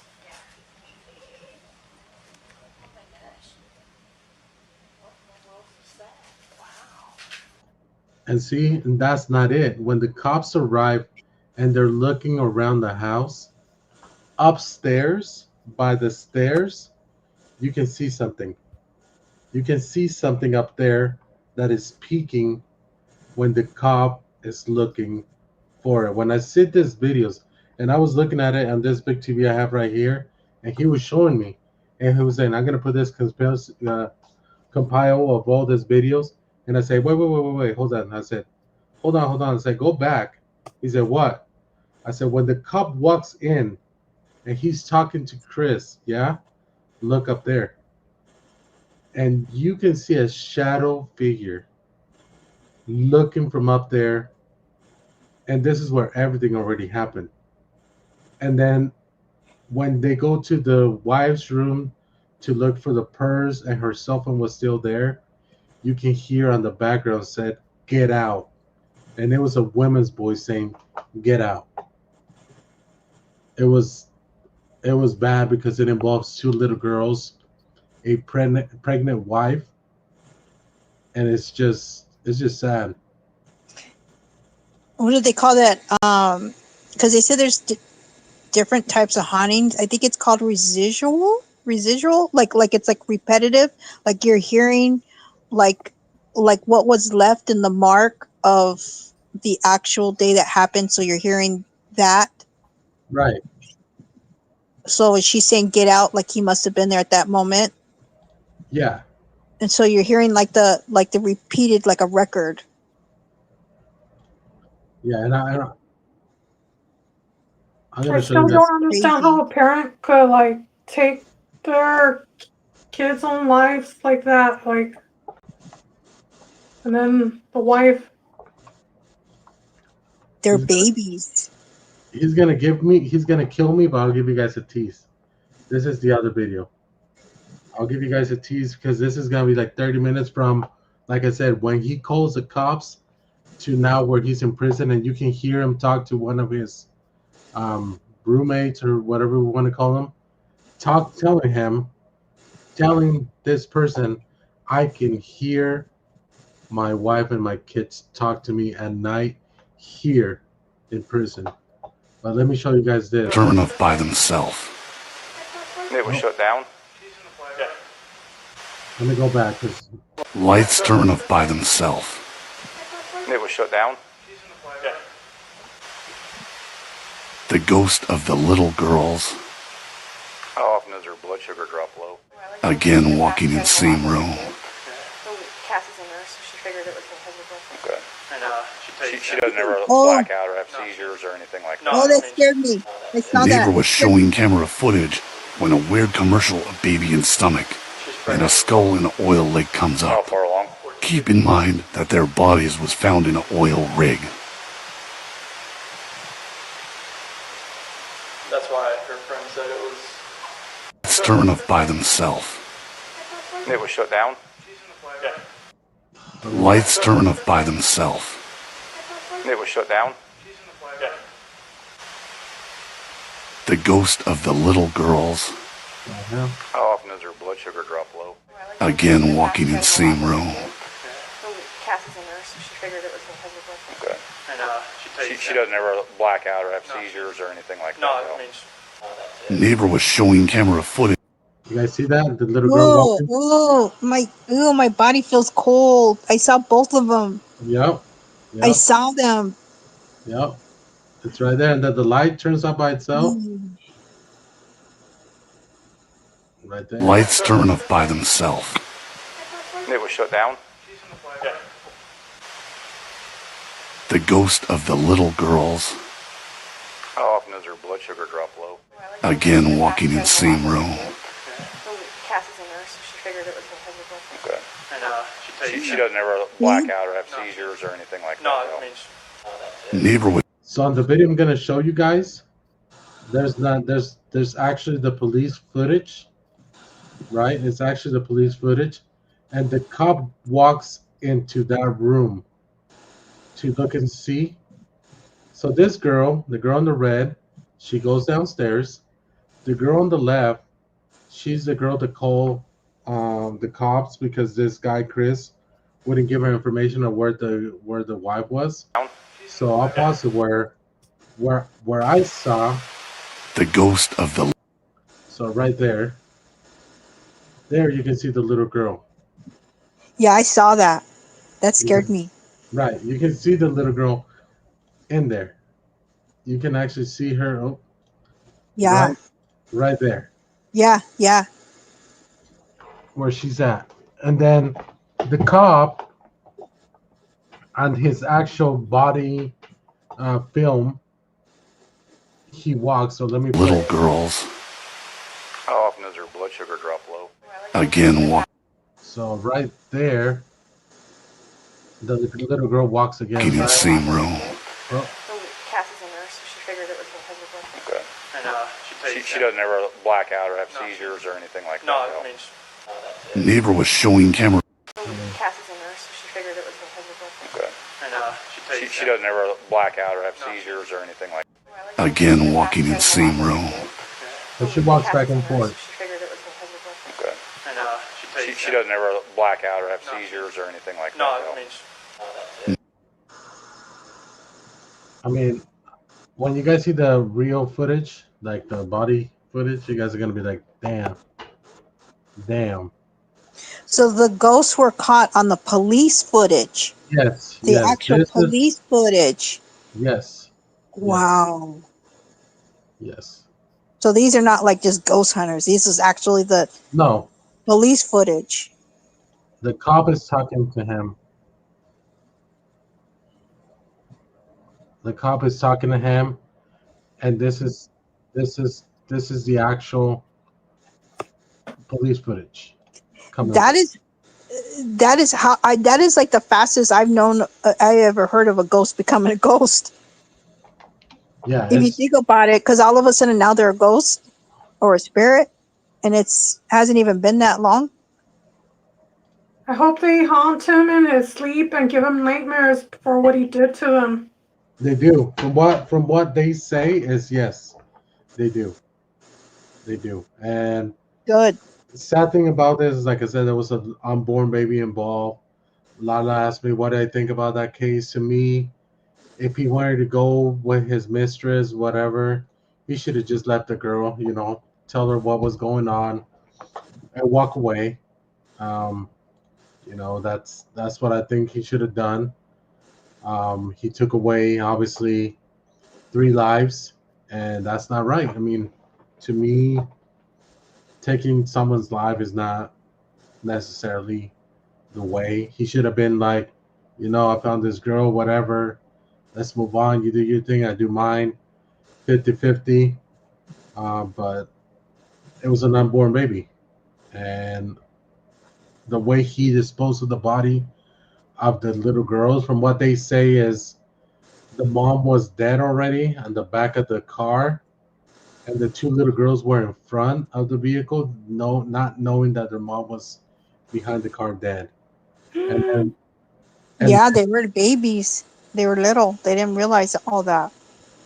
And then the way he disposed of the body is he killed them and then threw them in that oil rig container. So imagine throwing a 5-year-old in an oil rig, and you know that That's evil. she's going to be drowning. She's going to be suffocated because, people say, she's dead, or how do we know? How do we know maybe she only passed out or something will happen? She probably died inside the oil rig, so we don't know. What about the Cassie Anthony lady that was free now? Casey Anthony, that's another story, right? There's a lot of things right there that were like, did the dad know? Did the dad knew something? She blamed the dad. It's just a lot of weird stuff going on with that case. Do you want to add? That Casey Anthony thing, that's got a lot to talk about too. That's a good one to talk about. Right. It's just crazy, insane. But I have another question for you, PM. Doesn't that remind you? Do you remember that Peterson case? Yeah. It's so similar. Yeah, the one where his wife was pregnant. Mm-hmm. Like, you're thinking, how cold is that? I mean, she was like pregnant, like almost due. Yep. And now they're saying, just recently, they're saying that possibly he didn't even do that. How so? Do you know? Like, well, at first, remember he said, like, when she disappeared, they were trying to say that she was kidnapped in a van and all that. Yeah. But now they're saying, like, he was telling the truth. It's kind of like the Menendez brothers. Like, you know how the Menendez brothers killed their parents? Yeah. But now they're trying to find that justification, like they may be innocent because of what they went through and caused them to be like that. That's another thing to think about. Right. And how, because of what they went through, because their parents like tortured them. They But did. at the same time, this is like you're in the center of this pendulum. Like, do these kids deserve to be put into jail for the rest of their life, or was it justified to what they did to the point where they felt that in order to get them out of their lives, and they were adults by that time, and they were big people, their parents, that they had to do that. Right. I believe it, and a lot of what do you want to say? Because you said that there's a similarity with Chris Watts and that Peterson guy. So there's Yeah. similarity, and a lot of people and a lot of these guys that commit that kind of stuff, they go by saying, "Oh, if I get rid of my wife, they're not gonna know." Obviously, they're gonna know. They're gonna find out. Nowadays, there's a lot of technology. We can get pinpoint so fast just by having our phones in our pocket. Our vehicles have GPSs. Our watches, right? Our whatever we have, all of the things I have here in my office, it's getting all GPS, right? And people, I hear the news saying, I didn't give the government any authority to be spying on me. Lady, man, whatever. They're spying on you regardless, whether you give them authorization or not. Um, I was looking at I was looking at something on my phone the other day. I turned on my TV and it pops in that it was available on Amazon. I said, "How in the hell?" I was looking at my phone out on my TV, saying that buy it now on Amazon. A lot of things that they can do. So for someone to think they're gonna get away, it's like, my man, you just kill your whole family, your little baby, your daughters, and all this stuff. They're gonna find out. They're gonna know. All the vehicles have GPS now. They can pretty much pinpoint where you were an hour ago. Um, Same thing with the Menendez brothers. The Menendez brothers were, they said that they were abused by their dad and everything. It's just, it's sad that we live in a world like this. Um, that incident that happened, like I said, in what was that? In New York, with that guy that went in there with the gun and he shot the NFL headquarters, where he bought the gun in Vegas and he took it to New York. The Boston Marathon runners, same thing. There's just the Mandalay Bay, the guy that went in the Mandalay Bay and did all that. That's another conspiracy right there, right? Because they said they heard several shots from different directions, not just from Yeah, they say that there was some snipers that are hiding around there. right. When you turn on your mic access in your settings, that's how they can listen to. Yeah, Risa, they can, right? But going back to the Mandalay Bay thing, right? There is a video that I've been trying to find. I don't know, whoever can find it, let me know or send it to me, about a taxi driver that she picks up this guy right outside the Mandalay Bay. And she says, when I was driving this way, I saw several people getting shot at from different directions. Yes. I heard that too. And she was a black African American woman. That's what I can remember. It was dark. Her vehicle was dark because there was no light on the inside. And the guy said, "Oh, really?" It's like, "Yes, it's all over the radio, and and you can hear like the the taxi station radio where they call you in, because this was an actual taxi, and the taxi person saying like, yeah, they're telling us it's about 3 to 4 people that are shooting. If you're around this area, stay away." So they say between 3 to 4 people, right? And when the cops get in there, this guy's deceased. He's dead. You guys all been to Vegas. You guys know how hard it is to get your luggage into a room. This guy did it in several days, but nobody even noticed. How in the hell did they not notice what was going on?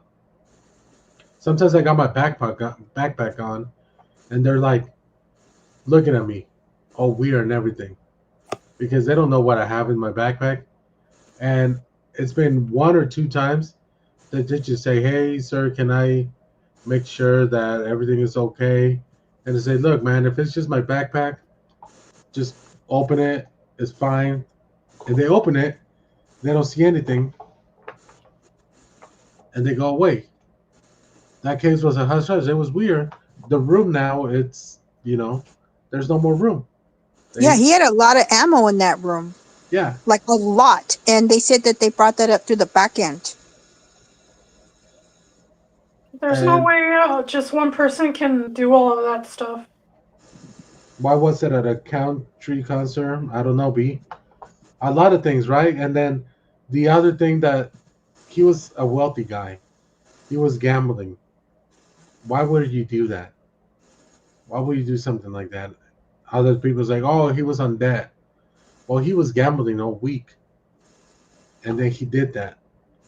It's just a lot of conspiracy. There's conspiracy in Disneyland, obviously, a bunch there. And one of the places that's like most concerning about is what happens where the military bases are. What goes on? We have Dugway, like Quiet Storm was saying 2 weeks ago. Dugway from here, it's about maybe 45 minutes to an hour from where I live. Sometimes sometimes on the news, which is KSL here in Utah, they put in there, there's going to be activity at Dugway. And you're like, okay. But like I said, it's about 45 minutes to an hour, depending on traffic. For that part of Utah to shake your house in Lehigh, we're far away. But they can shake the house where I'm at. How did they do that? I don't know. How powerful that thing is that they can produce an earthquake, that a semi-earthquake, and you can see the house just boom, shake. I'm like, what the hell? Well, have you ever read on HARP? Yes. Yep. That answers that. So I'm like, damn. And we had an earthquake here in Utah about 2 years ago, 3 years ago, and it was a 4.7. So it shook the town. It didn't do a lot of damage, only like the old town, which is Magna, Utah. And I'm also gonna bring up a pizza place in Magna, Utah, where it's pretty haunted. It came out on Zach Bain's what is it called? Haunted something, his show, whatever it was on Discovery Channel. So that place came in on his channel, but there's a lot of things happening here that you're like, what the hell is going on? Like, why is all this thing happening? But Dugway, I hear stories about how things just disappear. They pop in a different place. We have Skinwalker. We have a mansion in downtown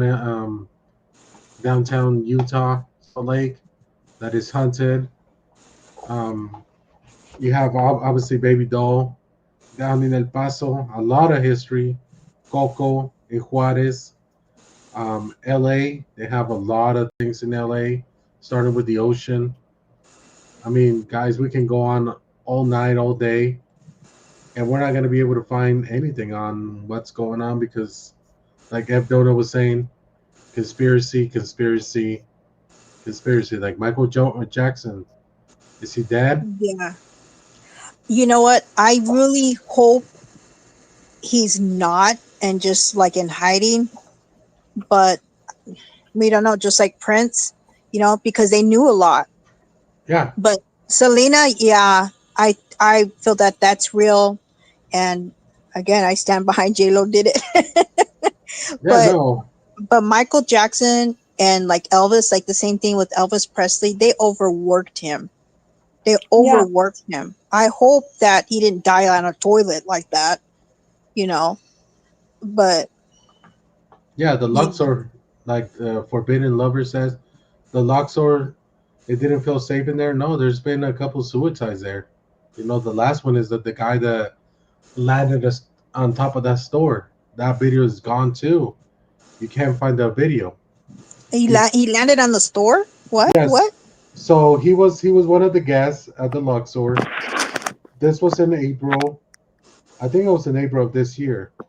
There was a guest this year at the Luxor that he was one of the guests, and he jumped out of the, I think it was the 18th floor, and he landed on top of the ABC store they have in there. It's like the souvenir store they have there. Oh wow! I didn't hear about that. Yes, it was in April. There was video.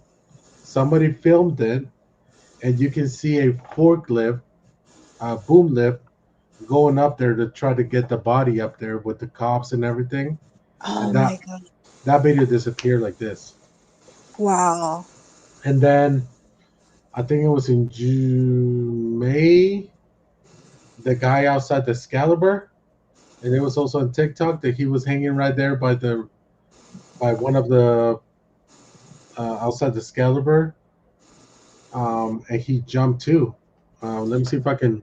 I don't know if you Is guys. it is that the one that and he fell into the bushes on the eaves on the side of the building? Uh-huh. That one? Yep. And he just like jumped or something or fell? Died. He died. Yeah, I remember that one. But he landed in the bushes. Yeah, he landed on the bushes, but it was like pretty high where he. Excalibur Hotel. Let me look it up and see Excalibur. There was one on Fremont where the Golden, I think it's called the Golden Gate Hotel, the one by the stage, and Spanish Nation was on. This is a couple years ago. And their windows open to where they're like old school. Like they open like a ship and they pull out so somebody can jump out. Like there's no screen or anything, and they jumped off it. Like they jumped off right there while Spanish Nation was performing and they caught it on camera. Oh, for reals? Yeah, you can look that one up too. But they survived. It was a girl. It was a woman, and she survived. I didn't know that. She was drunk and stuff, and just like yelling stuff out, and she like jumped out. She Yeah, no. landed on the bar. That bar right next to the stage. Right. She landed on the bar. Yeah, see, there's a guy.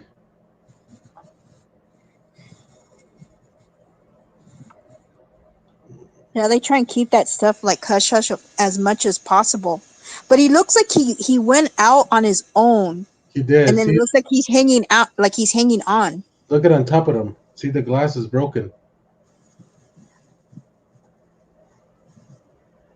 Right there where he's hanging. That first. Yeah, he looks like he's hanging on. Window, yeah, the first window is broken. And this was in May 5th. It was May 5th when it happened. That means they're going to start putting bars in all the windows. Yeah. So, yeah, it hurts tourism. It hurts everybody. Another question that I was asked this week, obviously, people were going to ask, is Vegas dead? That's one thing that people are asking me. And it's like, hey, man, is Vegas dead? I said, look, Vegas is never going to die, right? Because too much money involved. Is the economy hurting it? Yes. Is the tariffs hurting it? Yes. But at the end of the day, Vegas is never going to die because there's too much gambling in there. And I don't mean playing casino gambling. I don't mean that. But more like there's a lot of owners, a lot of companies, a lot of corporation that won't allow Vegas to die. Yeah, like investments. Yes. Do they need to come back and take away the resort fees? Yes, I believe they need to get that shit out. Get all the resort fees out. Go back to the free parking. Go back to where Vegas used to be. If I have $500, I can I can make it this weekend. Right now, they're not making it for people to go with $500. You guys got to go with $2,000-3,000 to spend a weekend. Obviously, they're hurting a lot of people. Um, what I heard now is they're not giving any cum rooms anymore.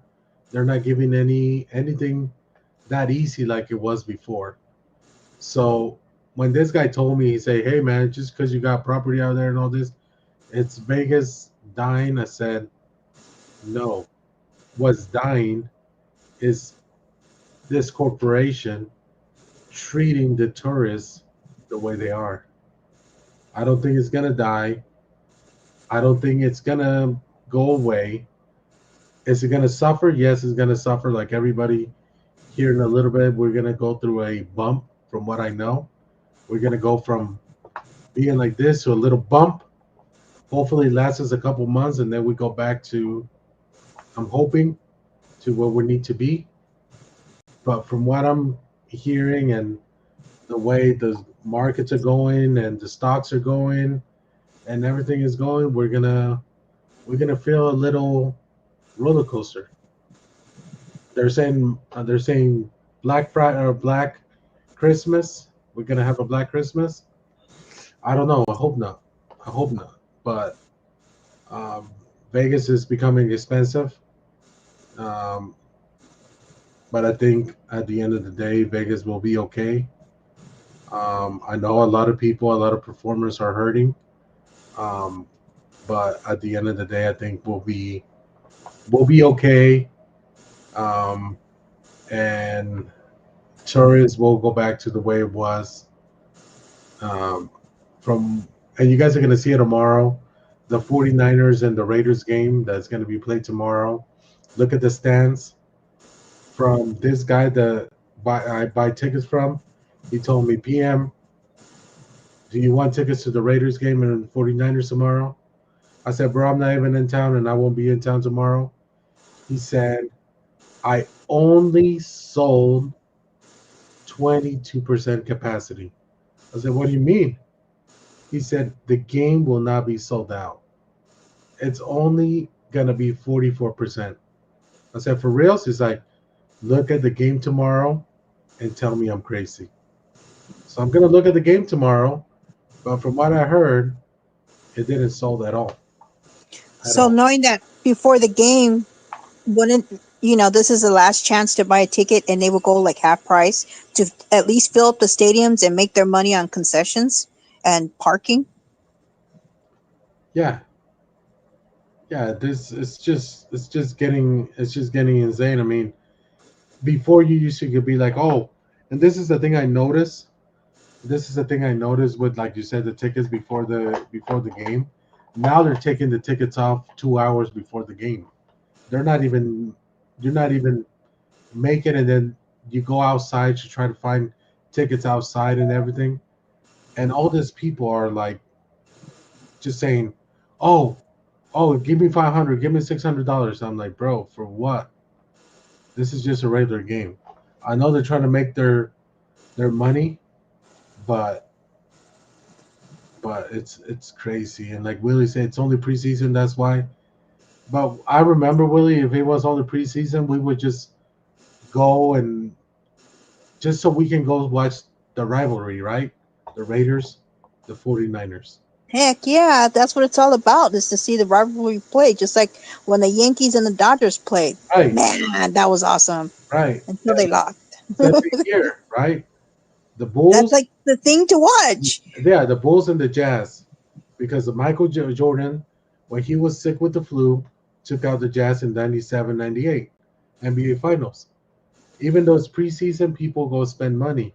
Same thing with the RSL games. You guys saw it with Real Salt Lake. When it was the Cubs games, like important games, international games, you guys saw how packed the arena was when the soccer Yeah. were in there. And then you guys see how the regular season started and all that stuff, and you're like, man, this thing is dead because it's not attractive to the people. If it's attractive, it's gonna sell out. When are the A Stadium gonna be built and ready for the game? I heard in 2 years, but also I heard they run like nobody wants to give up the money. You know what my opinion is to bring a lot of more Hispanic entertainment, and the reason why I say that is because there's a lot of Hispanics out there spending the money, and so I noticed that they're playing more now the Hispanic music in the hotels and stuff now. Yeah. They're meeting to that because if not, they're going to listen to it in the little circles at Fremont. And the other thing is but to feed to that, they'll bring in the business and lower certain things. I mean, they're in transition, but also bring a soccer team. I Yeah. really like soccer. Soccer is a huge everywhere else, but in the states here, they concentrate on football. But if they acquire in Vegas and bring showing it really flaunting it out soccer, they will make it a lot more popular, I think. And then I also think that they're in transition. I think Vegas is not necessarily dying. I think what we're watching the construction of transitioning. And what I mean by that is you got a Hollywood moving out there, you got the studios being built there. The money is changing to electronic, and so now a lot of the hotels and restaurants are not even taking cash. So Right. we're in the middle of watching transition, and during that, they're getting greedy and taking advantage of it, so they can still make their percentage. Yeah. So like it says, JC Chill said Vegas casinos and corporate are getting greedy. They need to reinstate the deals and to lower the price for the Las Vegas tourists and visitors. Yeah, and a lot of thing has to do with, you know, like Lala said, um, they have to focus on what really matters. You know, we have a lot of Hispanic community. A lot of people like soccer. They want a basketball team. They also want someone, to come in and be different. Well, right now, Vegas needs to step up.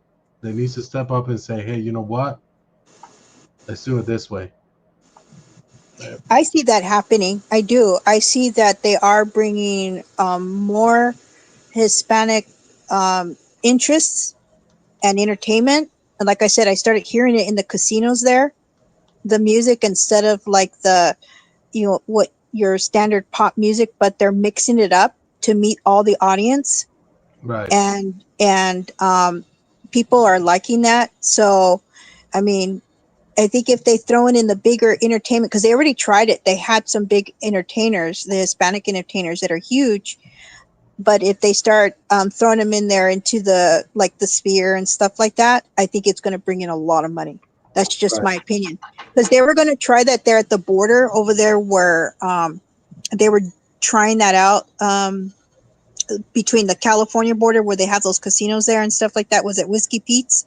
They were going to focus that there and have the Hispanic entertainers play there and stuff and see how it goes and then move it into like Vegas. Right. That will bring huge money. Yeah, it would. It would. And here's the thing. September 13th, Canelo has a fight in Vegas. It's supposed to be one of the big ones. Um, Same guy that I talked to, and I told him, hey, man, give me tickets because I need some tickets for there. He told me, as of right now, PBC, which is Premier Boxing Champion, and TKO are watching the numbers closely because they feel that because of all the immigration raids and all the immigration stuff going on, people are not going to show up to the fight, especially people traveling from LA to Las Vegas, Utah to Las Vegas, Arizona to Las Vegas, and then New Mexico to Las Vegas, because there might be a retention. There might be something happening. So they're scared. So TKO, which is one of the big boxing promoters, said, if we don't see the numbers picking up by somewhere near in a week or two in Vegas, this will be the last fight Vegas will have in the near future. Oh, are you serious? Yes. Wow. So Vegas, that's why I said Vegas needs to step up and say, leave my people alone, leave all this stuff alone. This is tourist town. Let it be. Whoever wants to come, let it be. Now, whoever wants to visit the town, the city, just let it happen. You know what though? Vegas is so greedy that I think that they wouldn't do that there. Because I'm just saying that, my opinion, because they're more focused on protecting the money and getting the money. Right. So there was already a lot of stuff going on way before, even down to mob and stuff, for Right. years. So there, if anything, they won't mess with them, I feel, if the money's coming in. But outside of that, they probably wait around the borders, True. That's true. and then so they might not move to go over there. You know what I mean? And that would be sad. But I guess we're gonna have to see that. But you know what? Too, at the same time, maybe when this all blows over, because no matter what, the Hispanic community is large out there. A lot of them moved out there from even California, and it would be dumb not to be part of that, especially in the entertainment, one way or another, because they're not going away. It's growing. It's Yeah. growing. So it's like if you meet to their interests and mix it in with the American culture, period, just like how they did in LA, that's the only way to survive. But Vegas will never die. I just think that a lot of it is transition, and once a lot of this crap dies down, at the same time Vegas is building in between during that, you're going to see a big change by, like I would say by 2028. Right. And I wanted to bring this up because it's obviously off topic because of all that stuff. People kept messaging me this week saying, hey, man, what do you think about this? What do you think about that? I said, look, guys, this happened years ago, 2008 recession. It happened with COVID, and it's going to happen again. That's the way economy works. It's a roller coaster. Look at it like a roller coaster. Sometimes we're up, but we need to come down. Sometimes we're down, but we need to come up. As like Richard just said, right? Richard just said his business is 40% down, but he's hoping in a few months it picks up. That's business, right? That's business. Sometimes you're up, sometimes you're down. So next week, I will give you guys my honest opinion of how Vegas is when I walk Fremont, when I walk the strip, when I go inside the stores, when I go to a restaurant, when I go to eat, and see if people are really, they're scared, or it's just another streamer waking up at 6 in the morning and walking the strip and saying, look, guys, look, it's empty. Look, there's nobody here. The casinos are dead. I'm like, yeah, my boy, but what time is it? Is it 6 a.m.? Right, 6 a.m. I'm not going to be waking up at 6 a.m. to go gamble. Hell no. And I'm not going to wake up at 6 in the morning and go walk on the strip. I'm sleeping. I'm not waking up until like 11. So that's what people don't see. And to me, it's like, yeah, Vegas, it's going to a hard time right now. They're hoping with a couple of shows coming into town, it's going to pick up. I think it will. But at the end of the day, I think everybody has to be ready. Like I tell you guys, if I tell you, like, and Richard's not going to let me lie, you can feel business wise that something big, something, I don't want to say big, but something is coming because it's hurting us right here. It's hurting me in my pocket because I used to have this deals that right now they're calling me and say, hey, man, can we back away from it? And I said, why? Oh, I'm just scared that something's going to happen. Well, instead of getting 70%, we came down to 40%. And then 2 weeks later, hey, man, can we go to 10%? Why don't you want to spend that money? I mean, we're already spending it. Spend it. No, because I feel something happened. And we felt this way in 2008. And I'm like, man, something is coming. So I don't know what it is. I'm not in the whole market, but we will definitely need to be ready. And I think it's all about patience, PM. Like if anybody who's invested in anything in um land or housing or anything like that in Vegas right now, even though it may seem hard at the moment, because that's how it works, like you said. Trust me, the payback's gonna come in because right, Vegas is yeah, growing. it They're is. using it, and that's how it is. Like it's called growing pains. While they're taking advantage of everything that's going on in those other areas, they're using that time to grow because Yep. they've gained two types of sports in the area. They're building another stadium. They got that race thing going on through there. But what's going to happen there is they're building a race area that's focused like almost like a Disneyland. That's all about the race stuff, and they're going to build a track. So that's going on. That's going to bring in more people. Europe's all into that. So they're bringing in different types of tourism. So while this is all going on, the quote transitioning and stuff, behind the scenes, you're seeing construction everywhere. They're using that for that. So of course they're going to call it as dead, but it's actually growth. Right. And right now, yeah, they're taking advantage how I see it and like how you see it. But if you guys can all hang on, you're going to see the property values and things like that. If you invested in Vegas anywhere, it's going to quadruple. And I'm saying like overall, right? Overall, Yeah. like even here in Utah, California, and everything, we just need to be ready for whatever's coming. Like I told you guys, I try not to bring like money wise and all that stuff, but when it comes to stocks, when it comes to something is gonna, you know, hit something like, are we gonna go recession? I don't know.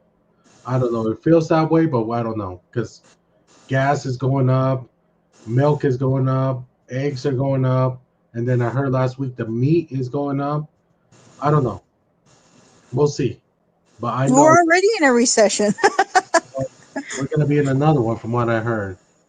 uh, So, like I said, we'll see.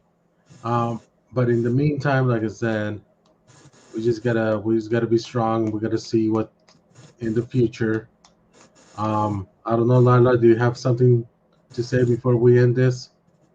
yeah, I hope that a lot of this, what these times has hopefully taught people is to be more resourceful, to value family and friends more, um, and then look at the things that you really need and not need.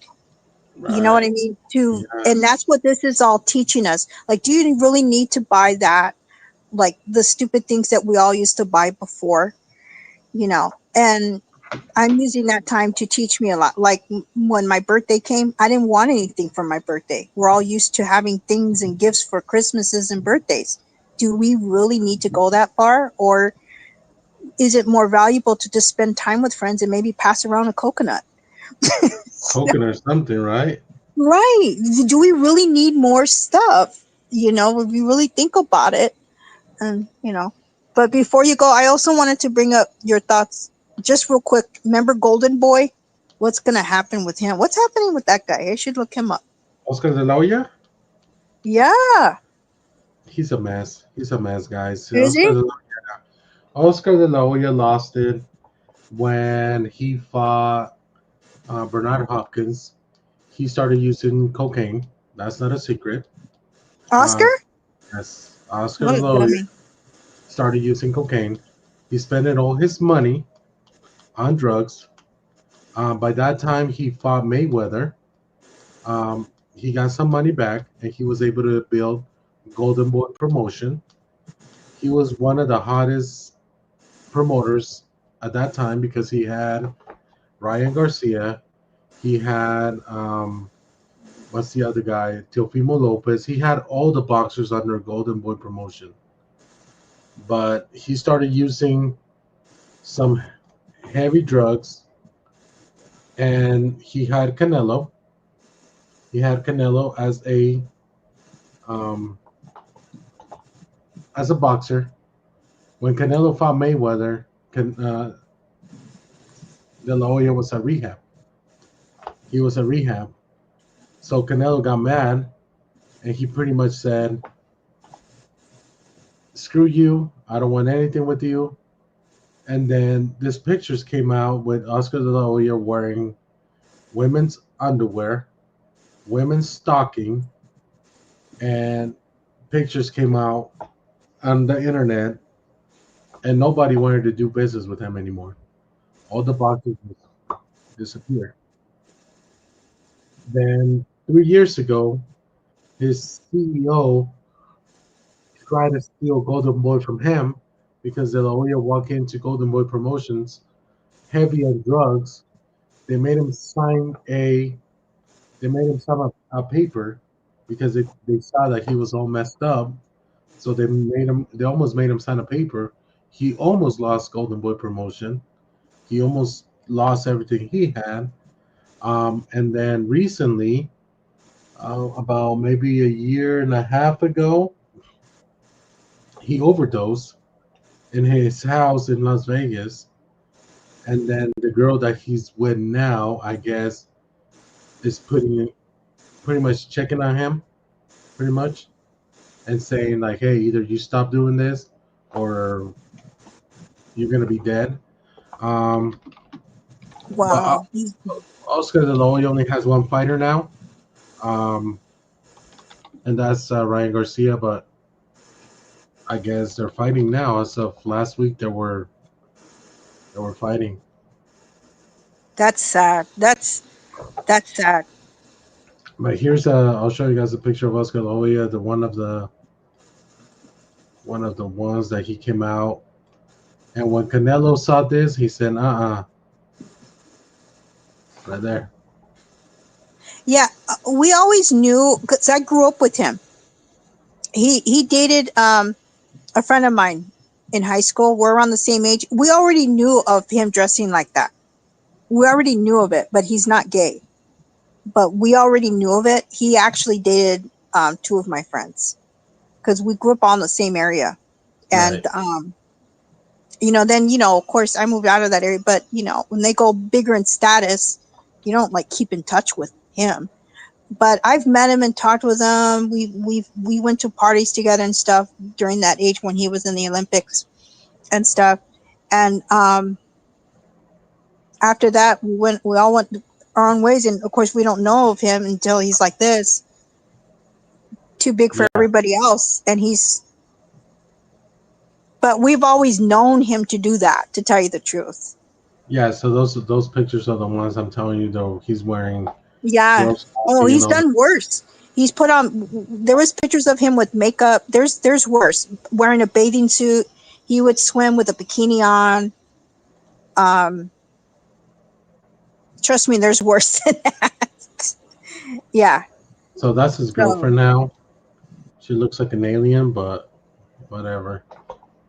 yeah, that is sad because man, it's always the drugs. Yeah, and that's what killed him. That's what got him, and it's crazy how life works. And De La Hoya now is just He got too cocky.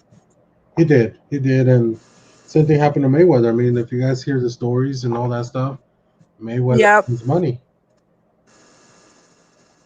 Well, So, thank you, PM. all right, Lala. Anything Thank else you you want for to that say? update. That's it. Thank you for the update. You did good. Your life was good, and I want Good. to thank everybody for being cool about everything, and kudos to the channel. So next Friday we'll do it again. We'll do something. We'll probably go to the Universal Haunted House live over there. We'll see. We'll see in Vegas. So Yeah, we'll this talk. is all information that I'm listening to you guys talk about stuff I never knew about, and yeah, How's baby doll doing? Is she good now, or is she asleep? she's out. Yeah, she's Yeah, I out. bet. I bet. She didn't sound good at all. She she had the phone on her chest and she was sleeping, and then she'd wake up and then she knock out Damn. again. Well, let us know how she feels. You got my Instagram. Give us an update. Okay. She'll probably hit you up first, but okay. For sure, for sure. We'll probably do this in live from Las Vegas.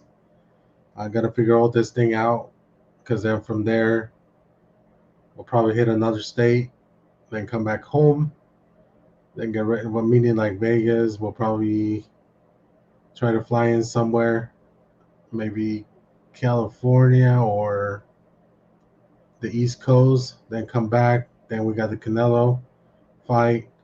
Then I got Disneyland. I gotta take the little one too. And then I want to go see the Dodgers for sure, though. So, busy month. Yeah, it sounds like. So I'm gonna take my laptop and everything. Even I'm not gonna be here, I can just do it from anywhere. Um, but I want to go check that Universal. I want to go check out that Universal stuff in Las Vegas. I heard that's pretty cool. Risa, have a good night, Risa. But do you have anything else to say, Quiet Storm? No, it was a good session. It was a long one. Good. I know it was. It was a long one. I know I started late, but we got there earlier over there. We'll see what Fremont has. We'll see what the Strip has. I'm probably gonna go eat tacos somewhere. I usually go eat. I don't know if you guys been at La Casa de no Casa de Sabor tacos and what is that thing place called? Tacos Casa de Sabor.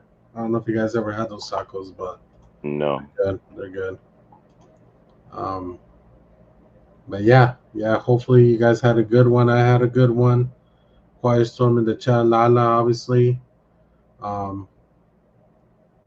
Risa, thank you for everything. Richard, thank you. JC Chill, thank you for joining us. Coco, I owe you, so we'll do it again next week. Let me tell you guys, I'm a big scary cat when it's come to haunted house, but I'm gonna try to do it. I'm gonna find out if we can live stream from Universal, and find out how cool it is. I heard the tickets are pretty expensive, but we'll do it. We'll do it. Yeah, I thought about $68, I think. I think so, but I wanna. It's something new in Vegas and that Universal thing. All the topics were interesting. Thank you, Lala.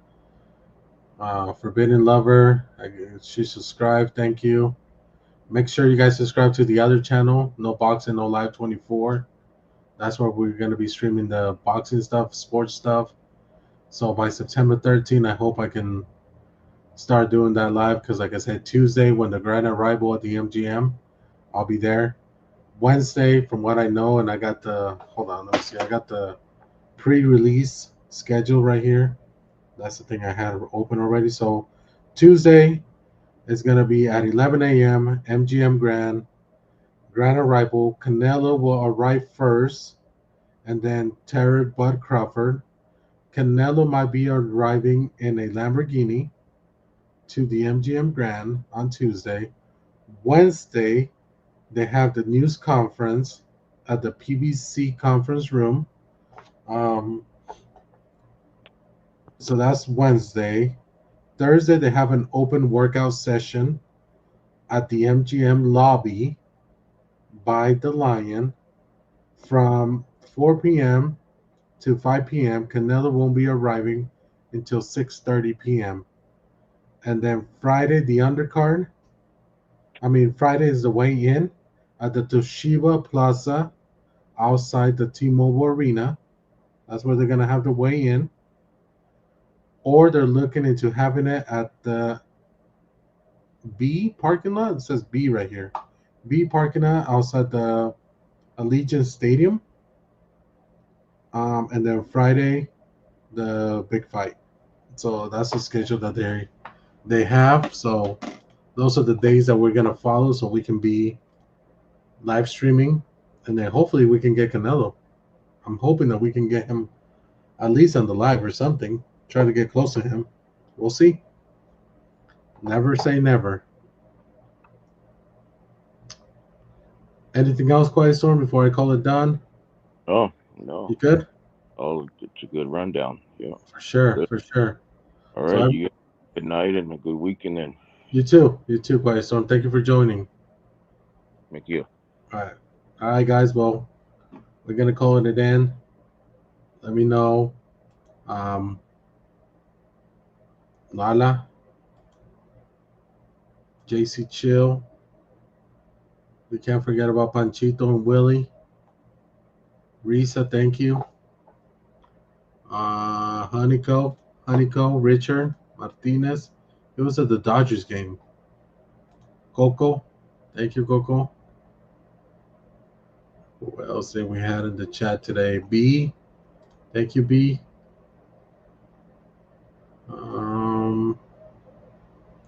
Baby doll, even though she's sick, hope she gets better. Risa, we had Jose Compita today. We had F Donut and Jeepers, right? So that was great having Jeepers in the chat. Who else we had? I don't want to miss nobody. I think that was it. I just don't want to miss nobody, but I think that was. Thank you, JC. You guys have a good night. Yes, get well soon, baby doll. We'll see what we do next week, right? I'm still working on details. You guys will probably find out once we go live. I'll have a quick live stream tomorrow from my backyard, literally my backyard, but it's a nice lake. It's a lake we have on the backyard, so we gotta do activities with Romeo. So we had movies here too. Yeah, have a great weekend, guys. Be safe. Remember, positive and always great. We'll see you guys until the next one. We are out. Thank you.